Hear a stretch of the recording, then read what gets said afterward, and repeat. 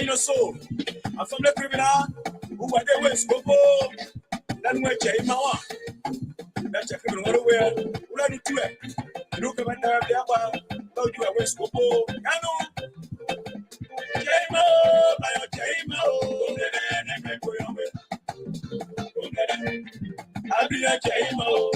When the general where I'm a player. I Jamo. I got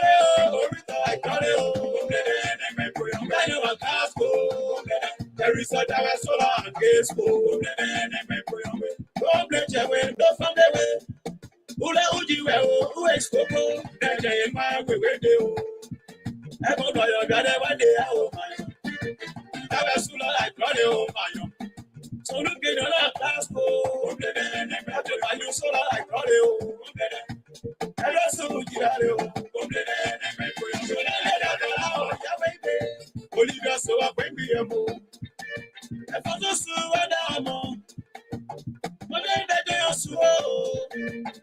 But when I just saw you there, I play from 2 away. Go as you. I'm going by you. Why don't I know a class go? So I saw that you saw yes, no, but they saw about your song. I am but they saw a bring me a move. And my princess. So I saw one down. I know. My you are not going away. When I am about to say, I'm not that I go up from Moscow. I'm not going away. I don't stop. When I came out, for me to say that now. I don't know what you are. I know you always go. Then my family where who said now. When I came out, swap oil, no you swap oil, so I am don't blame you. Look out, do you go? You are blessed by the guy. All about I don't know. All the way with your family. Why you are and I came out. Get a dollar so when we go. What I have so Rosetta so funny, I did. My queen of soul has got I know. Oh, you know so? And this can't you so? You bring back to be a rascal. I said, get the money fast in my so. I thought it. But we don't so concerned. I went back to so where you were. Rolling so way. But you're right, minus go. I was in so. I change myself. I don't see what I'm away. I'm betting your way. My persona so I can be a book. Who I change my so I can be a book. I just saw so I can not. So go. Why you call you? But I change myself. I don't know what I say, but they are not for you. When you stop looking, I don't know about I don't see us also bad to some. The guy know then where we are watching from the club we are up. I put him all doing the way. And what we are where? Don't you know, that? I want so I'm not a young boy, with you. They were not I know. So from the camera. Who are they say I wish Coco? Some boy don't know. No power. Cano. One day, they put away that Jama. Jama. Diana Jama. I got on Papa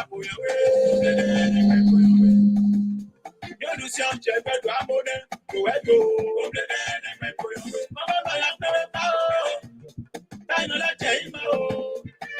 there is a soldier, whatever you're done.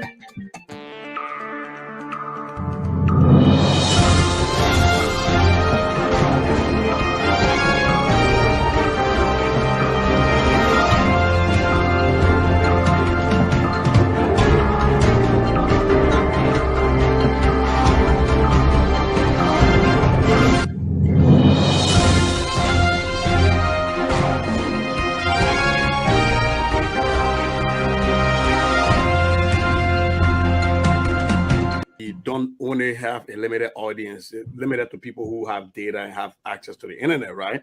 Now we're on radio, so we've expanded the pool of listeners, and because we in LPR are in the business of educating our people, what is political education or academic education or health education.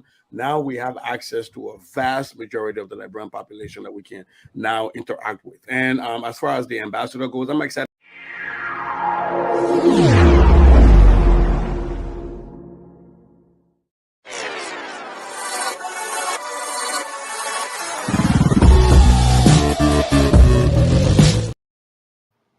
Good evening, good evening, good evening. So I want to welcome our viewers and listeners across the globe. Thank you very much for joining us. I'm Alfonso Z. And so right here this afternoon, very hot water here in the East Coast, just crazy weather. But notwithstanding, that cannot deter us from doing what we're supposed to do.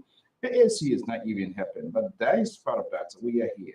We want to welcome you. This is midweek. This is Wednesday, and this is All Things Considered. We want to welcome our viewers and listeners right here in the house of LPR. Let's give recognition here to folks that are here. Usman, good to have you. Flomo is here. Joyce is here. Our Prontines, always follower. Thank you so much. Joel Abigail is in the house. UCCA. Is that, I want to know what that, what's the full name of that. I will say good evening. Welcome. Thank you for following us recently. Your comments, your tweets, your suggestions is always heartily welcome here on this network. No matter what you think, what you feel about us, is better that we have these national conversations and put it to rest. And so we wholeheartedly welcome you. Of course, our own congressional legislative reporter, Tana James Kaba is monitoring from Kabata, Barnesville, this hour in the West African state of the Republic of Liberia. We say, James, thank you for all you do. Of course, our radio national correspondent, Roland, is also training in with us here. We say thank you for all what you do. Woki is here, Opa is here, and I see Gayet, Ka. Bade is in the house as well. Yeah, come. Yvonne, right there. Good evening. Welcome from the VA area. Helena Cully, Zoe Jones, Opa, you Opa.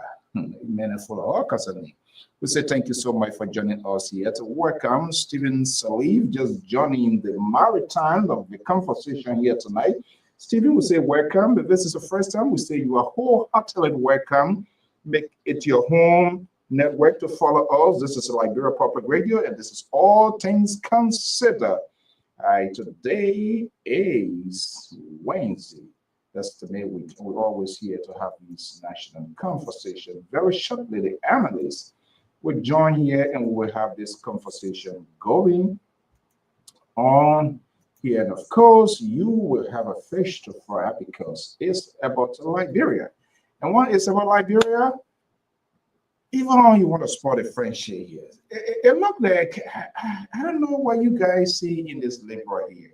You're asking the salary for the Liberal tonight. The Liberal will be under my wing. The Liberal will be under my wing. Welcome, the cheerleader herself from Arizona. Orita Toba is in the house. Good evening. Alta is coming in. Welcome, welcome. Let's get the ball rolling. Along down the road, we will get recognitions of your commitment to this network. Welcome to the show. Welcome, Makati.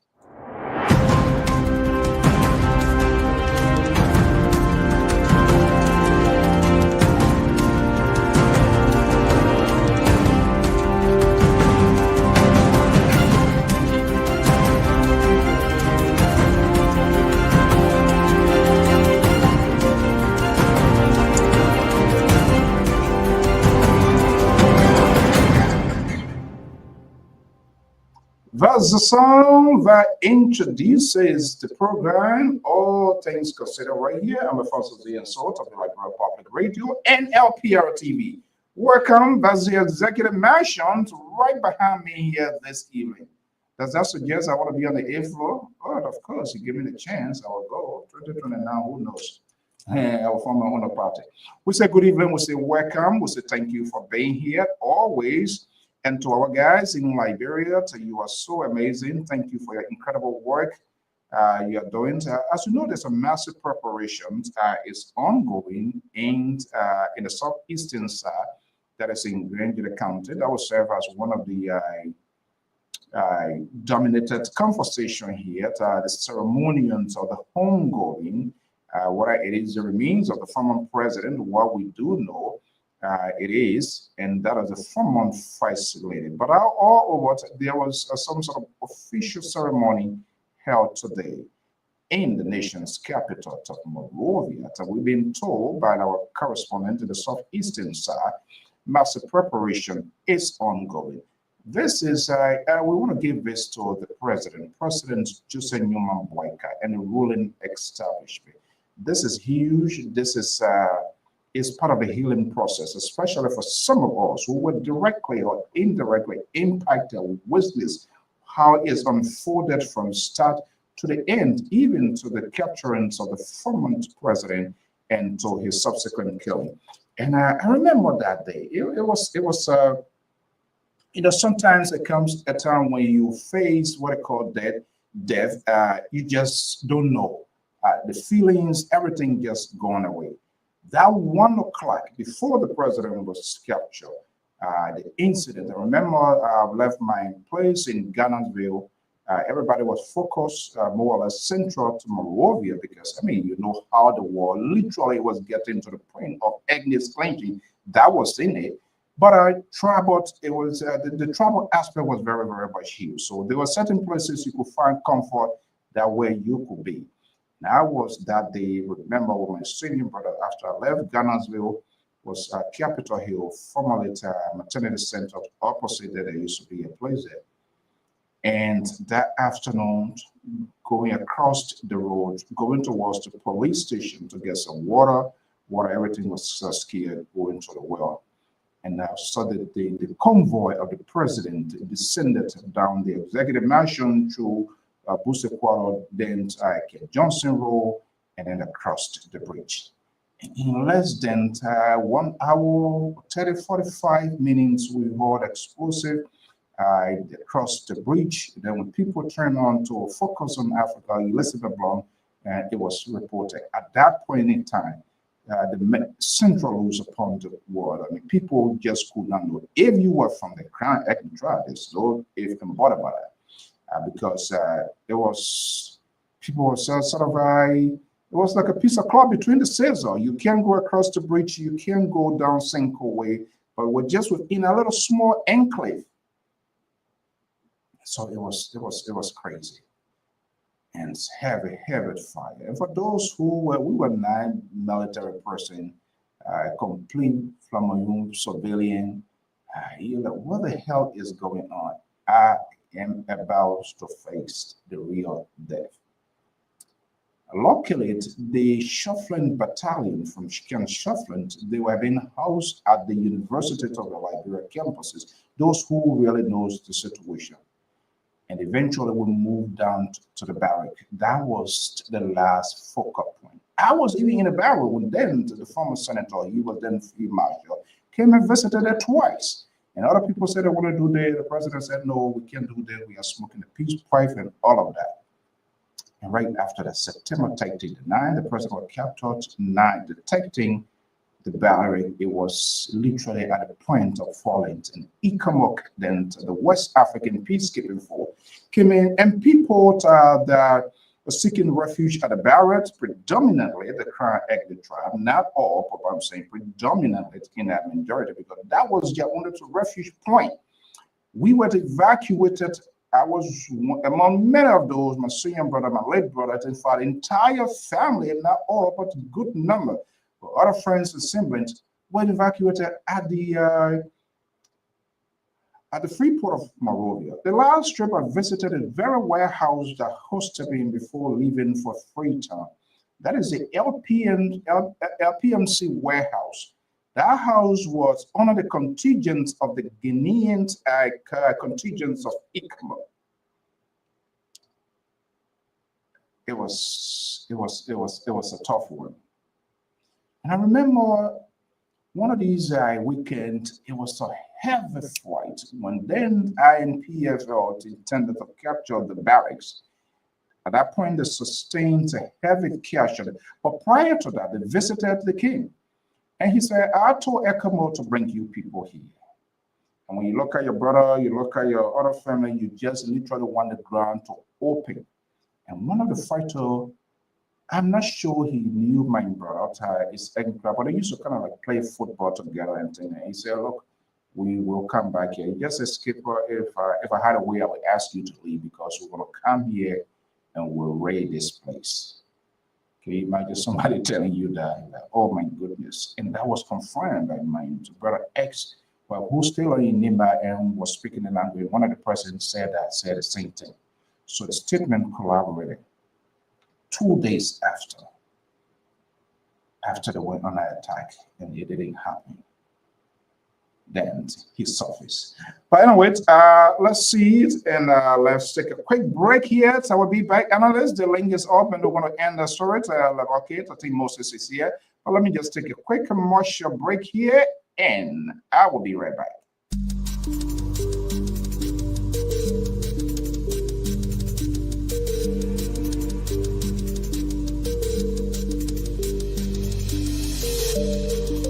Uma twaga nimetia ka vuza ba sabazo kono kono go maga o welu ni to page nimetia ni tabazo o damaga ni na page ni The Loma, the Gisi, the Bundy, the Basso, the Grebo, the Cram, everything is fully represented on this network.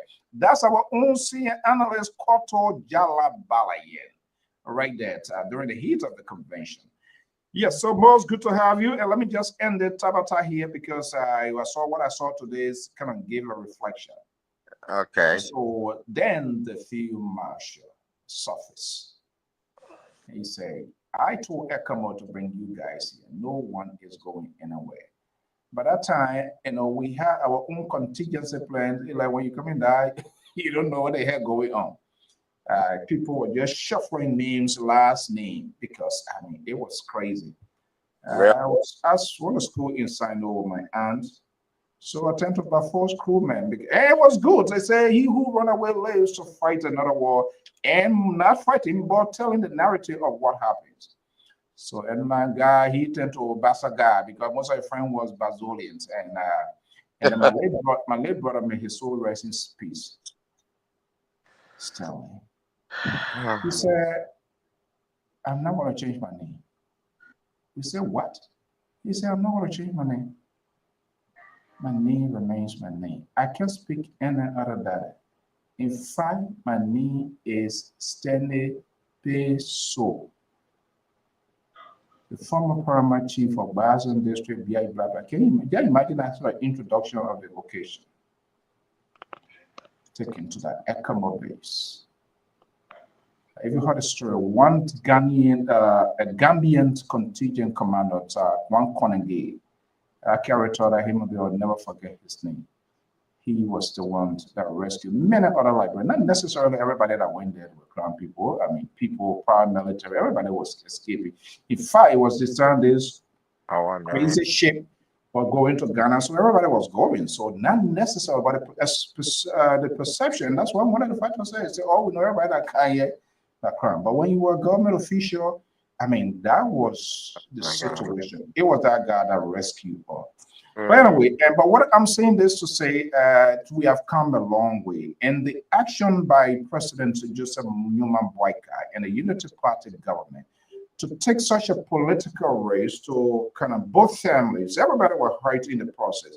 What are the former texting government officials from the other side, ordinary Liberians, people were inflicted with different pains and different agony as a result of the senseless civil war. But to give these people some sort of bearer is another way of unifying the country. It doesn't take the pain away, but it helps to console. And I put this to a rest in somehow, some way, regardless who is in there, whether that was in or not. That's not my focal point. But for he to have mustered the courage, for he to have taken such a political risk, because that's a political risk. It won't go down well with other people. Other people will not like something here.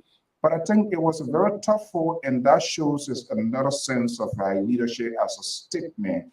So that is very much important. So let's watch this, Mose, and you as a security analyst, I'm going to get your take on this here. Courtesy of the State Broadcasting Corporations in Liberia. There was a parade. They headed to the Centennial Pavilion this morning to start the official ceremony. So let's watch this and see.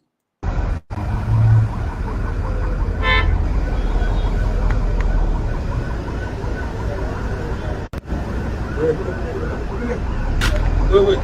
You tell him to stop.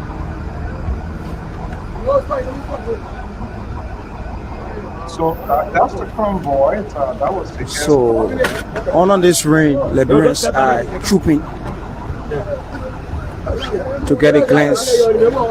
Yeah, coming. Yeah. Okay, let me just rewind. In my country, Samuel Koga, I quickly seated. I mean, this is very historic. That's not what she did. I also see the Senate Pro Tem, Madam Yomli Kanga Lawrence, who is already here.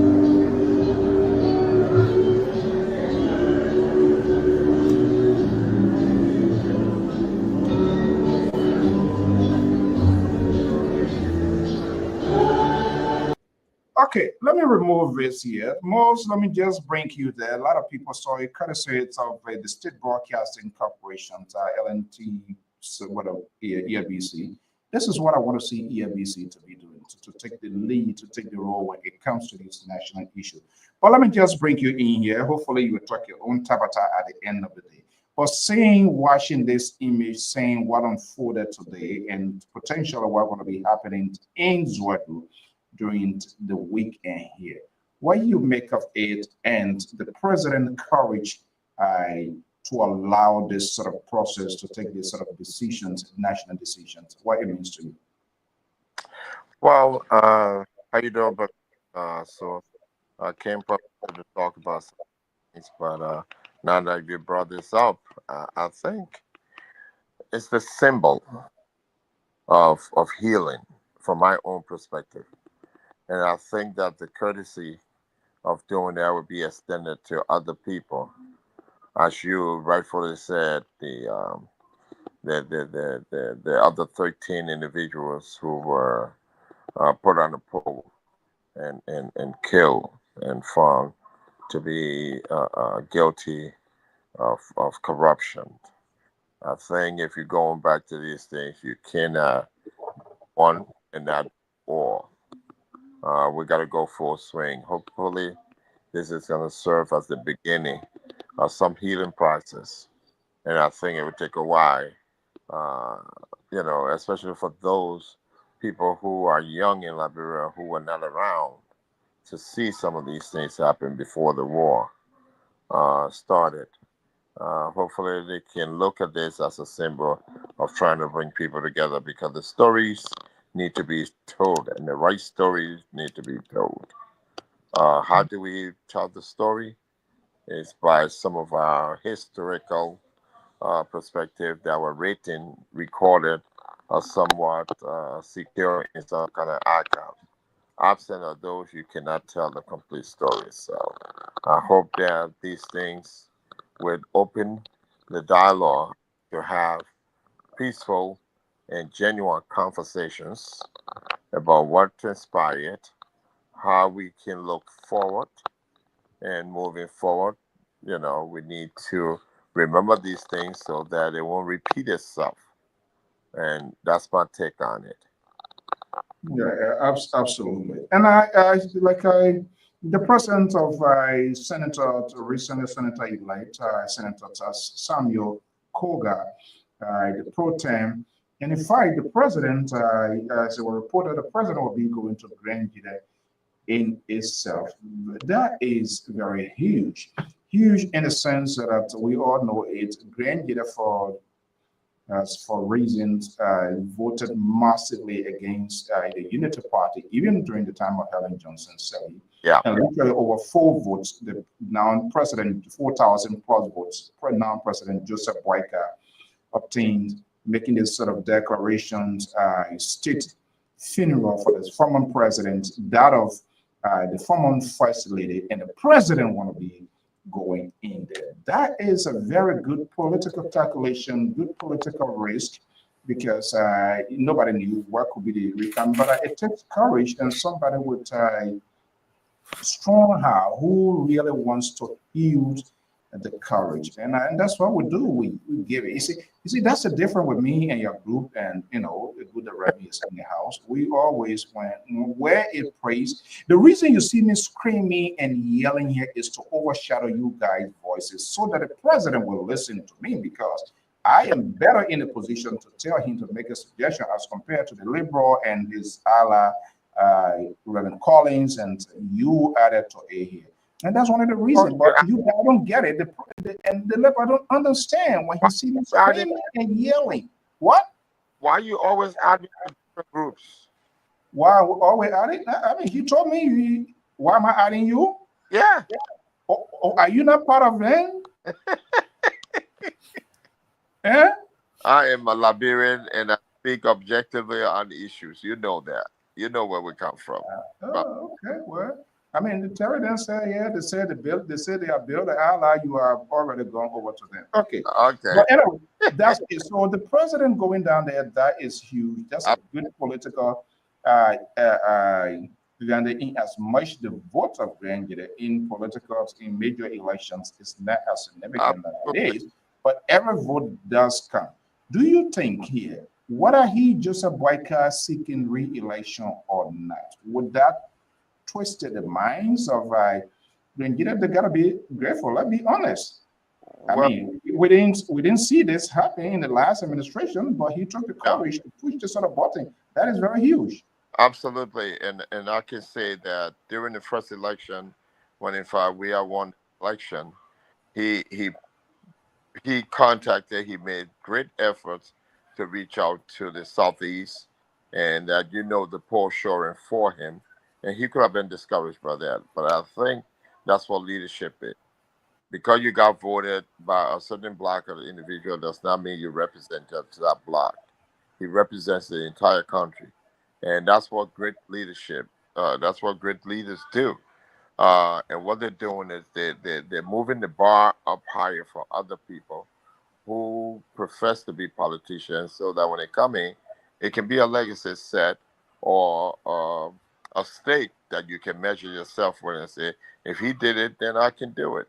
And that, so I think it's a good thing that he's going there and showing the people that he represents them at every level and he cares about them. And that's what his credo said. Think Liberia, love Liberia, and rebuild. And we cannot do it individually. We have to do it collectively. So everyone needs to be on board to do this. If we're going to think Liberia, love Liberia, and rebuild, it has to take the effort of everyone, not just a few. And I think it's a good signal of that. And I applaud him and his advisors who prompted him to do that. Okay, let me bring in Mr. Collins, is our senior analyst based in Minneapolis, Minnesota. So Richard, good evening. Good to have you here. Terry, good evening. How are you doing today? Are you texting? You chatting with Liberal? No, I don't talk with Liberal at all. I can't remember. Yeah, welcome before your Tabata can open. But this is Tabata Center. This is the Center for Tabata. Mr. Segbe, how are you doing, sir? How are you, sir? Yeah.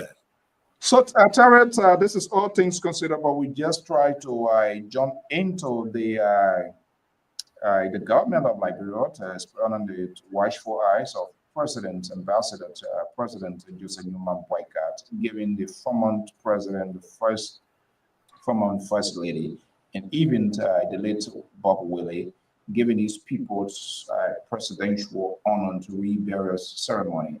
It's huge. We must give that to him. It's part of a healing process no matter how we want to spin it, there's no politics around. It takes a courage. That is a political risk on his side as well, because we know how divided our country was from the civil crisis. We are still in the healing process, but I think this kind of jumpstart kind of help to put this at rest. The grief, especially the immediate, whether it's Samuel Doe in there or not, I really don't care. But the idea to have this sort of ceremonial thing officially by the government of Liberia, that is significant.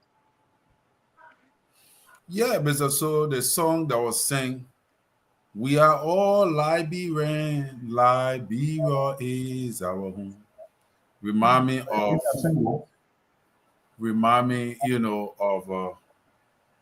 yeah, it brought tears, a little bit of set tears in my eyes, because I love small town. They used to go around play, for the dead. Today it's good to see them in those high positions now, singing, and their songs are reminiscing with the Liberian people situational wise, and that was the perfect timing. So when I listen to that song that we are all Liberian, the innovation, the innovation of President Boka coming up at this time to make that kind of decision and co-aligning or synchronizing with the late Nancy Doe dying within the same time, the proximity somehow have a divine implications. And from my spiritual background, this will bring peace to Liberia, because a president is anointed by God. Whether he was bad, he did this, it is only God that's supposed to judge him. A president is anointed by God. Anybody who lay hands on him to slaughter him, to kill him, to do all kinds of things, there are repercussions that will come on the country based upon that have happened to him. And I think some of the reasons why we are going through all of what we're going through is because of the way we kill our presidents, the things we did to them, or especially the late President Doe. So I think for the president to have that kind of a sight, that farsightedness, to say, you know what, let's give this man a decent place to rest. Whether if it is a part of what he remains, it is a boom, it is whatsoever. But let us set this particular precedent so that other coming will say, yes, we can look at this now as a precedent for the next generation. So I thought, even though it's a political move too, people will say it's a political move, but you look at the Grenadians, when it comes to number, Grenadians are not a huge amount of people, but like I was saying to somebody today, that when a president comes from your tribe, it makes the people of that tribe royal. They become royal. So whether if they are a small group of people, they become royal people.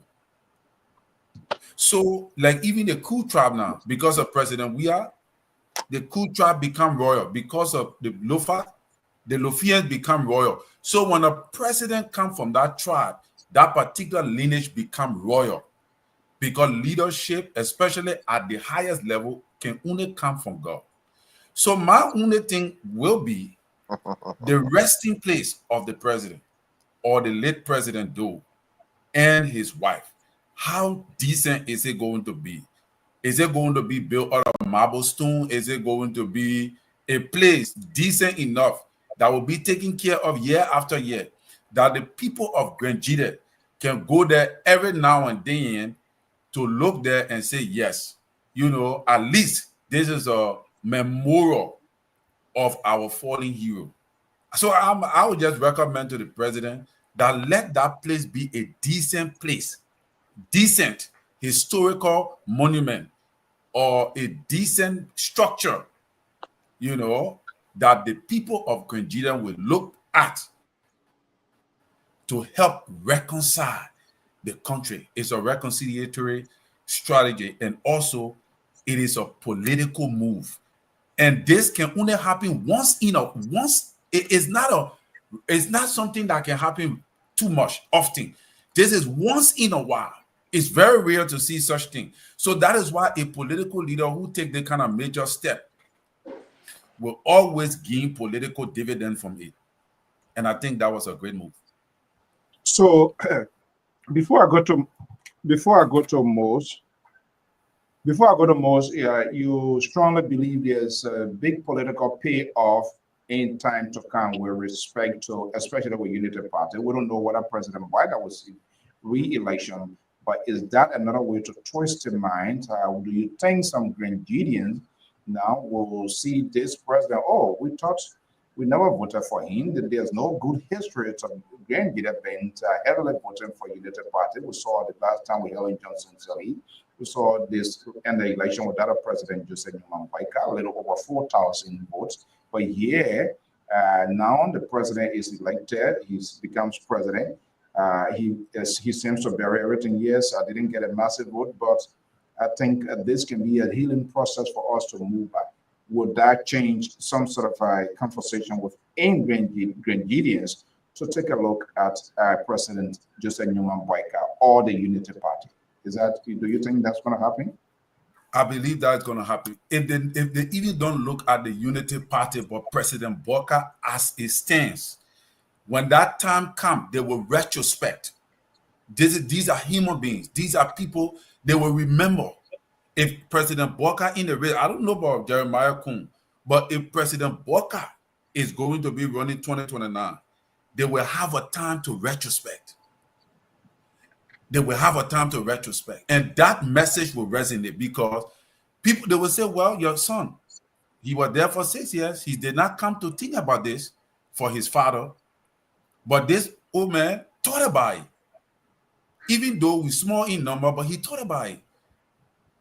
So they will retrospect. They will remember that this happened. And the old people will think, and I'm sure they will decide to make a different decision in regards to what the political future will look like. Okay. What the political future will look like, we want to welcome our guide, Roland Wa, is our correspondent, national correspondent based in Zulu Whiskey. Mose, let me ask you here, if we were to kind of like spin or sort of forecast what the president going to be speaking, if you are one of those counsel, what do you think would be the remarks or speech by the president going on such a sort of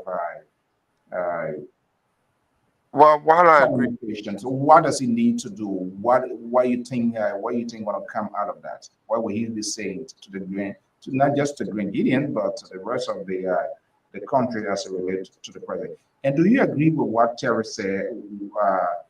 They should build a decent place, which I'm not sure whether he referring to the government, and if that happens, was that the same thing the government did to the late President Taba as well?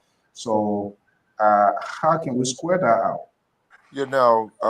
I'm hoping that this can be a teaching moment for the country, and I think the folks that benefit from this action will include all Liberians. And I say that to say this, that we cannot continue to have hate in our minds of each other because we all share a common interest, that is our country, that we love so dearly. I remember as a child growing up, when Tubman passed away and they buried him right there at the pavilion, we used to go and just sit there and watch that fire burning, and we called it everlasting fire. And that had a momentous impact on the country. And after Tubman got there, we didn't have nothing done for Torba. And hopefully they went and did that for Torba recently. But the level of Torba remains and burial is not the standard of those. So as we move progressively, we need to make sure that it serves as a healing process for everyone. And I think the entire country benefits from these actions. We're now talking about tribalism. I don't want to look at the issue of tribalism, and not to say that I disagree with Terry, and he is right when they talk about people coming from certain demographic and it brings royalty because of people that have ascended to the highest office. We see that, and especially the indigenous people. If your child grows up and graduates from college, the whole village celebrate that child because it's good for the entire village. And so that's what it should be, the good for the entire country. And I think this is a good gesture that we're doing. It's just that we need to work on it. And I think the president should talk about reconciliation and healing. And this is the first step. This is a very little step to that process. I think that should be emphasized in his presentation of where we come today, where we find ourselves today. If we don't do it, no one from the outside would do it for us. We need to come together and start speaking together, sitting together, breaking bread, and what have you. And I think, Terry, I just don't want you to have any doubt that obviously wherever those bodies are going to be made to rest would be a decent place so that people can use as a memorial. And I think do more of those things for some of our past leaders who made so many sacrifices for our country. And and that's what we have Memorial. They say Decoration Day in Liberia, but they call it Memorial Day here. And these are things, and it's a holiday, it's a national holiday in Liberia. So I hope that the next Memorial Day or Decoration Day in Liberia, people would not forget some of these things when it comes to that, and it can be used as a healing process. What one of our followers tweeting here, even the Saints, we need to start with Bob Willett Tower. He doesn't have a grave. I'm not sure when these things are done, the protocol, especially when it comes to national government, I believe the government takes charge, the family have their portion. Do any of you guys remember as to how the late Well, President Trump yeah, I think a group of people that left here and around the Europe or something and went down there and did what they had to do. I remember seeing Eva did Ellen at that program, and that they went and resumed the body allegedly from the Bentor area or something like that. And but it didn't get this kind of attention. And I agree with the person that says something has to be done. I hope that and I think the time is right because Nancy, the first lady, the former first lady, just passed away, and I think the president is looking. I hope he's looking to do something in that regards for William R. Talbot and the Talbot family. I'm not sure how far that went, but I sure I can say that yes, I agree that some attention needs to be brought to that, and I think the president said it in his inaugural speech that they were going to do something like this, for the two former presidents who were, you know, uh, executed or killed. I think that was part of his speech, his inaugural speech. So it's something that he's trying to deliver on politically. But besides that, we need to put more of a humor to it than the political side. If we're going to use it as a heating process, we can't look at it from a political perspective to say, oh, Unity Party did it. No, it's the president of the Republic of Liberia who is doing this. It's not the Unity Party that is doing it. He is the standard of the party, but we need to look at it broadly as the president of the Republic of Liberia that served in that office is doing this as a way of healing. It has nothing to do, it should have nothing to do with the political party. Okay, I see Clarence here tweeting to the body of Tabo will be put to rest on the 21st of July, I believe, July 21st, 2025. Okay, let's see that what happened. But concerning that, do you think that they should build like a presidential monument to just put that together? Is that something? Yeah, even with this holiday, Gigi Rob birthday, Tubman birthday, Yes, all of these things here, I think it's time to revisit these things. These things, it robs governments out of revenue. You know how many thousands of dollars that government lose on these holidays? So some of these president will want to keep them. We just have president, just had to do it here, President Day, you know, JJ Rao Day, this other day, Judgment Day, and all of that kind of thing. I think we need to, they need to, national government or whether there's legislations or piece of legislation that if it does require that, they need to take a review on that. Terry, you want to speak to that before we shift gear? Yeah, this is the same thing that happening in America here, where all the presidents, states people are buried, especially the American president, they are buried in a specific location. So I think that should be done, where we will have a specific location for presidents and another specific location for other states holders or statesmen, that will be buried. But I want to speak to something. You see, everything in Liberia has political undertone, whether you want to believe it or not. And looking at President Boka from this particular move is political. Whether you want to disagree with it, it's political. And in as much as it is political, it is also spiritual. It has spiritual ramifications on the country, because these people who are being reburied, they were the leaders of the country, and in my mind, from my biblical study, they were anointed men. And probably with this God anointing leader, is it coming from is there a specific quote in the Bible that perhaps we can make reference to? The Bible says, the Bible says, touch not my anointed and do my prophets no harm. God said, do am not I touch my anointed? Am I not anointed? It's possible that you are anointed, but there are levels of anointing. Or king or president carries a different kind of anointing that is different from yours. What's about CEO? What's about who? CEO. The CEO? Yeah, a CEO. You can be anointed for leadership. You can be anointed for your career. Don't come for my own anointing. But when it comes to leading a whole country, God hand have to be on you. God have to be the one to lift you to that place. Yeah. And when somebody take your life, it can cause a problem for the entire country.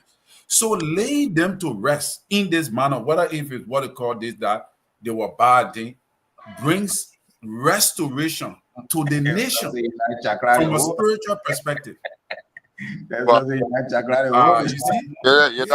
That's why you can't trust Esther, because she will come back again with different things. But anyway, that makes us so people.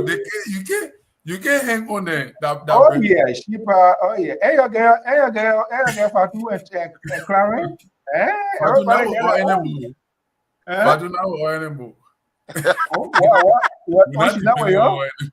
She now yeah, because you don't like people to correct you. When people don't agree, they just sing your song, they say they're not with them. But we don't still have Clarence. Clarence probably would die with you. So well, I'm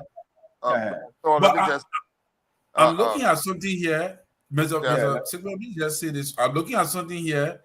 I don't think it's only the presidents. It's also those 13 men that was killed. I'm looking at something that the bodies are being, exhumation, where they're taking them to look at them and verify whether if these were the people that died, and they're having a schedule for reburial. So I think that's a good thing. Yeah, Mr. Silver, you come. Yeah, Terry, the thing about it is that we need to start being a little sensitive about some of these things. We know that biblical connotation is solely in the hearts of people, but I can tell you something, that when you look at Liberia, we've become more divided now when it comes to religious beliefs. And someone said the other day, the two poorest nations in the world are the most nations where people pray and don't do nothing. including Liberia and Haiti. So while we're talking about God, God, God, we need to give man, because God made man in his own image. So if that is the case, if that's what the Bible says, then we need to set the example and do the things that are right to, benefit mankind. So for me, people being anointed and X, Y, and Z and whatnot, there are people who are anointed who becomes leader and they say they're anointed and they do the worst thing. We got that right here. You know that. And people who are anointed or who go to church every day are the same people who say kill that person and go and take these people and deport them and all that stuff. So I don't want to, totally believe that. I'm just hoping that this begins the healing process for our nation. Post-war has been difficult, and there's still a lot of hate around, and we saw that right in the Makani, and we see that all around the country, and that we need to take this as a teaching moment so that we can begin that healing process and expand on it and continue to strive to make sure that we succeed in healing the entire country, the entire nation. And so this thing that we scheduled for October, I hope it is at the same level as it was for those, so that we won't have any high feelings. That's why I don't want to make it too political and say it's the political party. It's coming through the leadership, and that leadership needs to be consistent what they're doing to send a serious message to our people that the healing process is on the go. And I hope that those are some of the things that the president speak about bedroom. But I got my own. Can I say something I to got my that? own sabotage. I experienced. I mean, from there, we'll soon switch gear. Let speak. Dr. Mala will come, and then we can switch our gear. people. All right. Yeah, Tara, go ahead. Mr. Sigbe, everybody has faith. Everybody, all the leaders that you saw, President Doe was in the Provident Baptist Church. He had a faith in which he believed. Being anointed doesn't have anything to do with being perfect. You can be a Donald Trump that people hate, and he say, "Oh, the Donald Trump belongs to a faith." And when you have a faith, it means that you believe in something, and what you believe affects your morals. It affects your action. It affects, especially when you have a religious belief. The burial, the process of the burial will all be centered around religious belief, religious rituals, whether you like it or not. The late Tolbert I agree. had a faith. I agree with all of that. I agree with all of that. Yeah. So I was just saying, I understand where you're coming from. This when you talk about God business in the political setting, a lot of people tend to, act up and act like to neglect it, to dismiss it. Something like I see somebody else saying we need more technocrats and blah blah blah. But unfortunately, majority of your presidents in Liberia have been from the church. And it is not because majority of them, in fact, it is by their faith.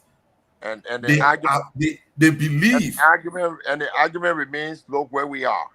Richard, don't go. Before you go, I got a message for you. Looking where we are transcend beyond religious belief. Looking where we are is based on politics. It's political.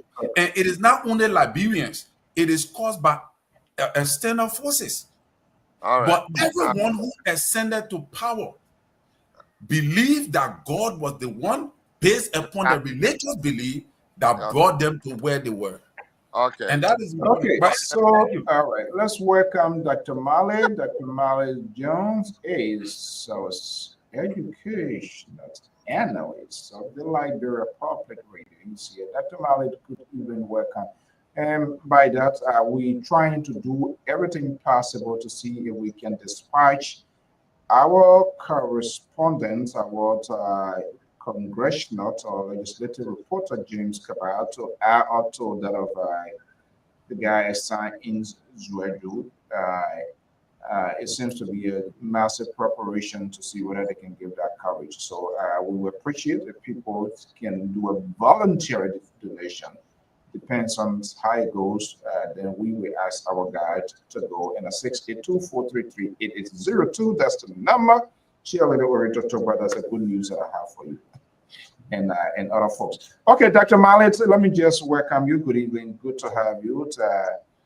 I've been having some conversation here. I believe you follow a little bit of it, and if you want to add on to it, but we are in the process to shifting the gears to start because Mose can't wait to bring in his own tabata. Terry is also making his own list of his tabata, so maybe their main liberal now sending some stuff. So let's embrace the worst case scenario. Good evening, Dr. Mali. Yes, sir. See you. How are you? And good to have you here. How are you, man of God? That man are going down listening right now. Huh, Mr. So? Oh no, I was just saying, how are you? And oh, sorry. Yeah, I also sent my greeting to the security analysts. We've been having this what I call intermittent sabbatical, but I think it's all for the common good. For ourselves, our programs, our friends, and our central obligation for which we are in the United States. Yeah, Dr. Mali, it's good to see you. As always, yeah, thank you. Even though you've been missing a lot in recent time, I don't know what's going on, but yeah, your presence alone is always awesome. Yeah, thank you. Okay, Dr. Mallet, I believe you've been following the conversation, but if you want to speak to it, that's fine. If not, we'll just shift gear to here. This is all things considered to see some of the things that we are talking about and is making news. But interestingly, the president took another decisive decision today, suspending the Director General on State Enterprise, Antonio Atamasekwe. Man, the wrath of Justin Newman Boyka, the hammer is beating on people's head, cracking crazy. It's not good. And I think that is good. We're willing to see the finishing line because people feel they made this president. You know how people that how you give them an inch to take a yard, and people should be held accountable. Let a carry your own baby. That did not happen, and that was one of the biggest mistakes George we have ever made because. Even though we are not saying like a reshuffle, but I wouldn't be surprised major reshuffle to come. And but the idea, some of the big boys that felt that they are untouchable, if it comes about, look at the statement, and then you guys can do it. The Executive Mansion President Joseph Newman Boyka Sr. has with immediate effect suspended Mr. Arthur S. Massaquoi from the duties of Director General of Bureau State Enterprises. That's a big, fabulous position here. The decision followed credible reports, according to them, credible reports of financial and administrative malpractices allegedly committed under Mr. Massaquoi's leadership. I mean, this is everything is money, money, money, money, money. Gentlemen, let's have a conversation. Now, the president has called the suspension. They are trying to turn all government properties being turned over to LACC for the rest of it. I mean, I like the suspension. That is a great step, but I think they must go further than that. These people must be held accountable if they misappropriate government funding. It's crazy. Like the guy that had the same LTE guy here, one person makes millions, some more millions of dollars. For what? How many people being left out of because of you alone action? I mean, the finishing line, that's my problem. But let's start a conversation. Gentlemen, is the president doing what he said he's going to do? Is the sleeping dog is up now? Well, let me just say this, CEO. The first thing is I want to give shout out to a young man I met in Philadelphia this weekend. His name is Garwin. And this young man came up to me and said, yes, I listen to you guys religiously, always on LPR. And thank you all for what you do. So let me give a shout out to Garwin in Philadelphia. And we want to thank you for following Liberian Public Radio. And keep your hope up and keep supporting us, because we try to do the best we can from our objective perspective, considering all things. So I promise I'm going to give him a shout out on this show. Now, who is there was his best angle presenter? No, I wasn't there to do something. But I think we can do that. I will ask him next time, and I bet he'll say it's me because I'm giving him a shout out. So, what is your fear? What are you afraid of? Who here to stop you from speaking your mind? I'm just asking who he said was his best. No, he thought the show is really open and the discussions are really interesting, and he really commended us for everything. And that really lifted my spirit. I've been going through a lot over the past few weeks, and so that kind of lifted my spirit. That was very positive, because he came out to me and he said, Liberian Public Radio, and he shook my hand and said, thank you for what you guys do. So I want to pass it on to you all. His name is Godwin. Now, speaking of the government, my brother, there's something that happened to me this weekend, and I was upset, but I wasn't upset because I tried to understand where these people were coming from. Now, Liberia, our leaders in Liberia need to be held at a high esteem, no matter what's going on, because we need to leave them to be, let them be judged when they go to elections and stuff like that. I managed to have been engaged with a senator who was sent for by his people. The senator came, and I've been knowing this senator for well over 30 years. He got in touch with me. He was coming to Delaware. He came to Delaware on Thursday night. Friday morning, he called. And I asked him, say, where are you? He said, oh, the people gave me a hotel. And what happened is, not only does he represent his district or his constituency, but he represents a country, Liberia. And we need to give that due respect to those folks when they come to this country. And I think literally a lot of people have done that. But this senator was housed and given a Days Inn hotel room. Days Inn in this place. And I can tell you, he was so humble. He said, this is where my people wanted me to stay. They put me here. I would stay there, because when he told me Days Inn and he gave me the address, I knew it was a beat-up place. The Days Inn that put him in was the Days Inn where they have crackheads, where people coming from jail or people coming from mental health institutions that don't have the homeless people. The government kind of put them in there, because I know the facility. I know the place because I have gone there and housed some of these people there when I worked with the Department of Corrections here. And that's where they had our senator, someone representing our country. I was really not too happy with it. And these people know. They know that when you bring these people, the title alone is a national title for us. If this man were meeting anybody of higher esteem in this country, in this state, in Delaware, and he said, I'm at the Days Inn, those people would not even go there. His colleagues here would not go there. And we need to take our leaders at some high esteem when they come here, no matter what force we have with them. Because when we do that, we're doing that for our country. We're not doing it for the individual. It's a representation of we as a people when we take care of our own leaders when they come here, despite all of the craziness that goes on. And he insisted.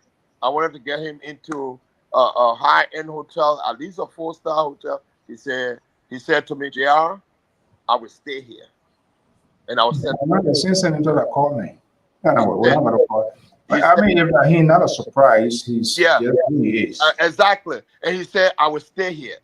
And I just want to commend him for staying there and not making a fuss about it. And I told him I was going to bring it on the air so that our listener can understand. And it's a teaching moment for everybody. It's a learning moment. It's a learning thing. We need to hold our leader at a high esteem, especially when they leave our country and come to visit. Put them at a place so when people see them, they will say we're respecting the office they serve. These are public servants. Then we can hold them accountable.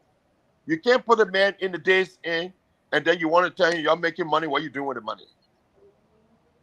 Okay? You want to put him at a place where you feel comfortable asking him those questions and say, we accommodate you. You represent us.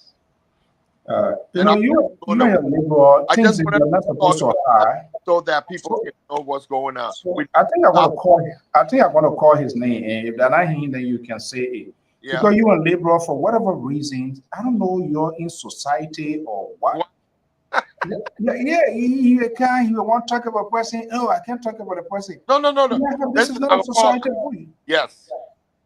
The reason why I didn't want to call his name is because I don't want to embarrass him. He's still here. He is still here. But I will call his name. I can tell you, Senator Joseph is not. Senator Joseph is a very, and I know, I 100% want to believe it's Senator Sir Joseph. No, not Sir Joseph. Not Sir Joseph? No, not Sir Joseph. Okay. But if I hint, I know he's a very humble. No, not Sir Joseph. It happens to be someone that I play soccer with, Jonathan Sidway, Borchas. Borchas? Yes. Yes. He was sent for. But Mr. Sidway. Yeah. No, but so now, I mean, did I ask the question? Who sent for him? Is he here on his own visit or what? What you there? Is he here for him?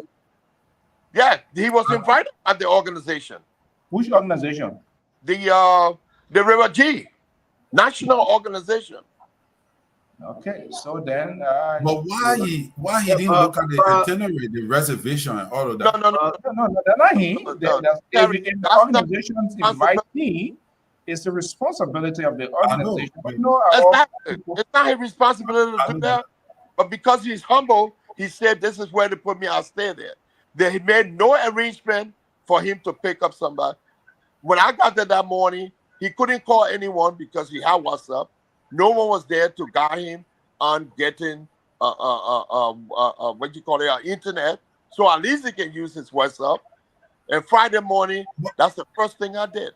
I had to take him to a place to do all of that. Someone should have been assigned to him as soon as he got here and to do extra. We need to do that for the country. Mr. Sidway, I got a problem with that because what if the senator get robbed? What if something happened to our senator? But that's the question. That's what I'm saying. People are responsible. That's what I'm saying. You just made my point, Terry. So is the person was house was the threat level at that place was very high. It was very high. And that's all I'm trying to say. We need to make the right arrangement when we invite in people in leadership to this country. No, that I agree with you. I mean, but you know, that's how disorganized we are as a people. And then we hold them responsible, you know. And we're quick to talk to the people in Labra. Oh, you're not doing this. You're not doing this. When we ourselves, living in a civilized world, know the threat levels here, and we're going to put our senator in there. You check that hotel there. That not a bad buck. He's going to be characterized. Of course. I just wanted to bring it up so we can know. That's all. Yeah. I think we also need to flip the coin on the discussion as well. You see, our leaders in Liberia, they operate in dual capacity. When they are in Liberia, they are something else. when they travel to meet people, they become a different thing completely. And probably, I don't know what investigation the security analysts may have made, whether the group is divided, whether some people decide not to welcome this man, whether there is tension in the camp for which the man was invited, whether some people even boycotted the occasion, and maybe a few handful decided, okay, we're just taking somewhere just for convenience, but actually we never wanted to welcome this man. So some of the welcome are dependent on what you've been doing back home and your relationship with your constituency, and now you coming abroad. So another question of coming to be humble. Some of our ministers come here, back home, maybe they are bulldogs. When they come here, they tend to turn themselves into a lamb, a very obedient lamb. Then you say, oh my God, this guy, he's so obedient, he's so submissive. But back home, when you check their record, they're more than a bush cow down there. They don't even respect human rights and other things. But they come here and put a package of life impression. I come here, give me a chance. Let me interject, my brother. Let him end his point. Anyway, I just try to balance this. The two-sided point. Okay, that same way got to give me a chance. I experienced this thing before. Go ahead. And they get to the airport, they behave like a sacrificial lamb. I mean, you fall in love with them, but when you check from where they come from, they don't even speak to the people there. They eat all the people money. You ask them, they say they're above the law. They become like a bush cow in the forest. So when you get to the airport and you put on the lamb coat, and because of your activity, it divides the organization here. Some people don't even want to see you. And few say, okay, the leadership say, okay, even though he has done this, you just use the word. No matter what they do, they are our leader when they come. No, it shouldn't be no matter what they do.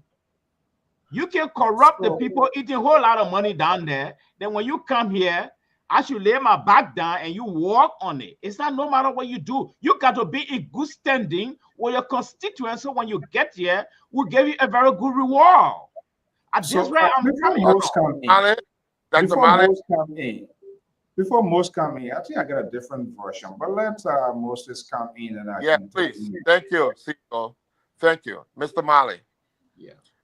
When our senators come to this country, they come in with the title of senators from the Republic of Liberia, especially when they get invited by a group. This man did not come on a pleasurable trip.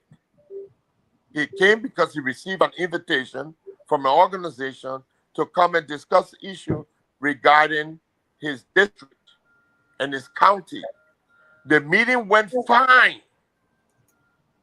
The people raised quite a bit of money. The accommodation was very bad. We're not talking about him coming on his own and trying to beg people to say, I want to do this, I want to do that. A senator of Liberia should be given, in that position, should be given the utmost respect, no matter what. No matter what. And that's from where I speak. It doesn't matter whether there was another group, but the group that came, that invited him, was the national, what do you call the place, man? River G County organization. They came from California, from Tennessee, from everywhere. They all came and they stayed somewhere and put him in a Days Inn hotel. That was just disrespect to the office of the senator. Total disrespect to the office of the senator. You want to fight your fight, go fight your fight in Liberia. But when you invite him here for a purpose, treat him like a senator. Because it reflects. That's all I'm trying to say. If anything happened to him in that hotel, who you think was going to be responsible? Who you think was going to be responsible? Because the police are show up if he got robbed, they're going to say, you a senator from where? Why did your people put you here?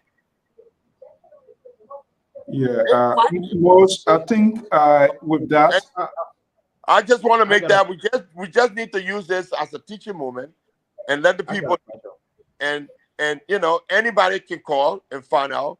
But again, I'm just saying it's a teaching moment for our people. We need to use every mistake that we have so we can repeat it. It's only good for our nation. Yeah. And most on that one, I think I agree with you. I don't know all of the details, but this is how irresponsible we are as organizations, as a group here. Because you need to make it crystal clear. We don't know all of it, but if you invite people, right, you need to come up. What are they making $1 million, this and that? Then you tell them, say, well, I bring you're responsible. Well, I have similar thing that I with our own organization. They say, well, the men were asking people if family. No. You invite the person. We need to learn that we're in a civilized society. When you even call people to speak, when people go speak, the person giving you knowledge, you need to pay for that person. But the notion when somebody can't speak, guest speaker ain't get you money. Oh, what a man, you can't speak to ain't get money. No, that's not how to do it here. That's what if you invite people, when you invite them, you extended an invitation. You got to be crystal clear. If you think that a man is making $1 million, and yet you decide to bring him here, you are responsible to find his his living place.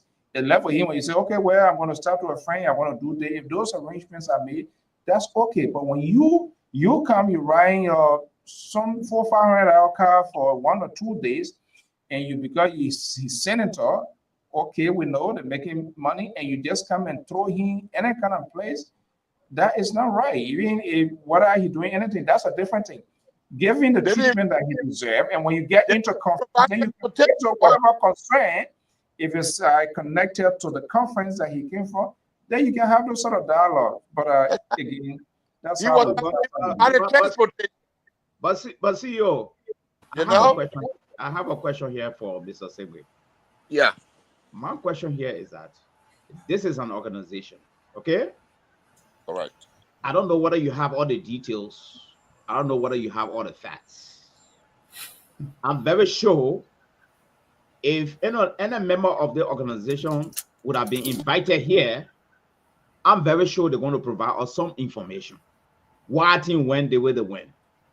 If you were part and parcel of that leadership that came to that decision, then we will be convinced that we're talking to an authority. You see? So you just begin. I'm coming now. You just begin a very good Samaritan. Dr. Mali, let me tell this liberal fans. This is Zianso hosting. It's not the liberal. It's not a liberal that when you say anything, Terry, Moses, and what he named, people feel like. This the co-host. Your missing co-host. Different program. You don't just when you United Nations fly and we think say you are a peacemaker. You could be a peacemaker in this guy, okay? So allow the co-host to. The co-host abandon his seat. He abandoned his seat. I'm telling you. You know that one. That's not what we say. You are not go ahead. So, Mr. Segwe, what I'm saying here is that. No, you were supposed to ask a question. What a question? No, I'm analyzing now. Oh, but you said you wanted to ask me a question. Mr. Segwe, you cannot take me. You cannot take me to the gala right now. What I'm saying here is, from your explanation, you and I from Lofa County, even though I didn't see you to the Lofa County convention last Sunday. But here is the issue. There you go. The issue here is that the complete that the liberal said to pray this thing. Well, the member of the Lofa County convention, you go to the convention, you go to okay. So it's like, I don't know whether the security analysts have got a boom with the organization. No. Or something else is going on. But I think I want to commend you for being a very good Samaritan. Thank you.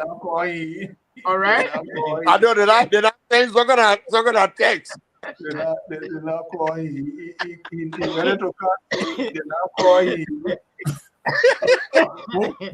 All right.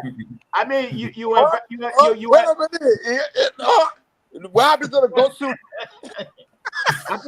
I think you were a very good Samaritan to have come to this brother aid as a Liberian.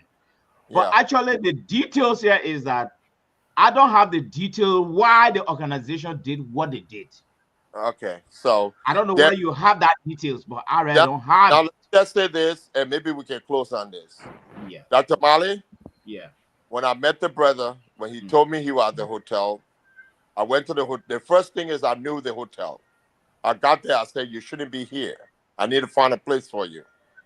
He said, "No, I will stay here because that's where my people put me. Let them see it so that when I go back, they can know that where they put me was where I was." And that sounded political to me, but I didn't think it as that. Number one. Number two is that you have to touch anything. This is not your show. Please don't. Your number two is that you already touching stuff. Number two is that this man had no contact. Who to contact? Number two. Number three is that he had no means of transportation. When he checked in the hotel, if I had not gone there, he wasn't going to go anywhere until 5 o'clock that evening. He had to call someone in Tennessee to give him a number to the person in Delaware before he could speak with the person. And I know the person, so I'm going to deal with them at a different time because the person is my brother. And I'm just going to tell them. But I just want to use this occasion to tell our people, you need to make the proper arrangement. I don't care what it is. If you're inviting a senator here, please make the appropriate reservation and provide their transportation and everything, because it's very important for that title they hold in Liberia. If something happens to them, your organization is going to be liable. But all right. So that's it. To contact any of the leadership. Did he give you any contact number? Guys, yeah, he interacted with them. Yeah. Let me progress. Okay. Well, the Lpr is here. He's here. Oh wow. Is he you guys new Messiah? Yvonne crying, oh, where is the Lpr tonight? No. That Dr. Mane brought him in. Okay. Welcome to the show. Welcome to the show. You are on the host of the lead angle of this network. And so we've been having a peaceful conversation, non-controversial. We're moving according to how we do it here on All Things Considered. And we hope that you are conformed to those basic rules. Here, much of people, Clarence, Terry texting you, acting like you're reading Bible here and all of that. So you're here. Welcome to the show. Well, I just want to say thank you very much for inviting me on my own show. Look at that. Because first of all, nobody gave you a title. You're not the lead angle of this platform. I am. You are just a CEO that's supposed to oversee the management, the day-to-day affair management of the show. I give you the opportunity to host a show because I feel that you are very good in speaking and you're very good on your feet in talking. Look, if you think I'm making it up, look at the scroll that goes around. It's an open mic conversation with the Lpr. You see that? If you see it, you see it? Y'all see it all night. I mean, this is my show. Conversation with the Lpr progressive on Lpr-Tv. Don't take it out. Don't take it out. Oh, Jesus Christ. I am about to kick you all right now. Why you took it out? So I doubt it. But let me just say this here. Look, whatever conversation you people are having, let's start the real conversation now. What is this show about tonight? What exactly you called us in here for? What do you want us to discuss? There's nothing here to be considered. The only thing here to be considered is not to praise the president of the Republic of Liberia. Let's praise him for everything he's doing. He's suspending people left and right. This is what we're talking about. What kind of conversation? I mean, are you calling us that as something to have all things considered? What are you considering? You got nothing to consider but except to praise this president, and all of your followers need to fall in line like a duck on the roll. Follow me, and let's continue to praise the president for everything he's doing that is good. Now, if he's doing something that is not good, we will talk about it. But to sit on this platform for 2 whole hours and you consider all things considered, there's nothing here for me to consider to say, President Wakai, if you're listening to me, thank you for everything. Help us take us out of this hole, this big hole these people put us in. This big hole these people put us in. Please take us out, my father of the nation. We appreciate it. Thank you, Mr. Soul. All right. I don't know what else to say. No, it is. He's 1.5 hours late, and he never listened to the beginning of the show.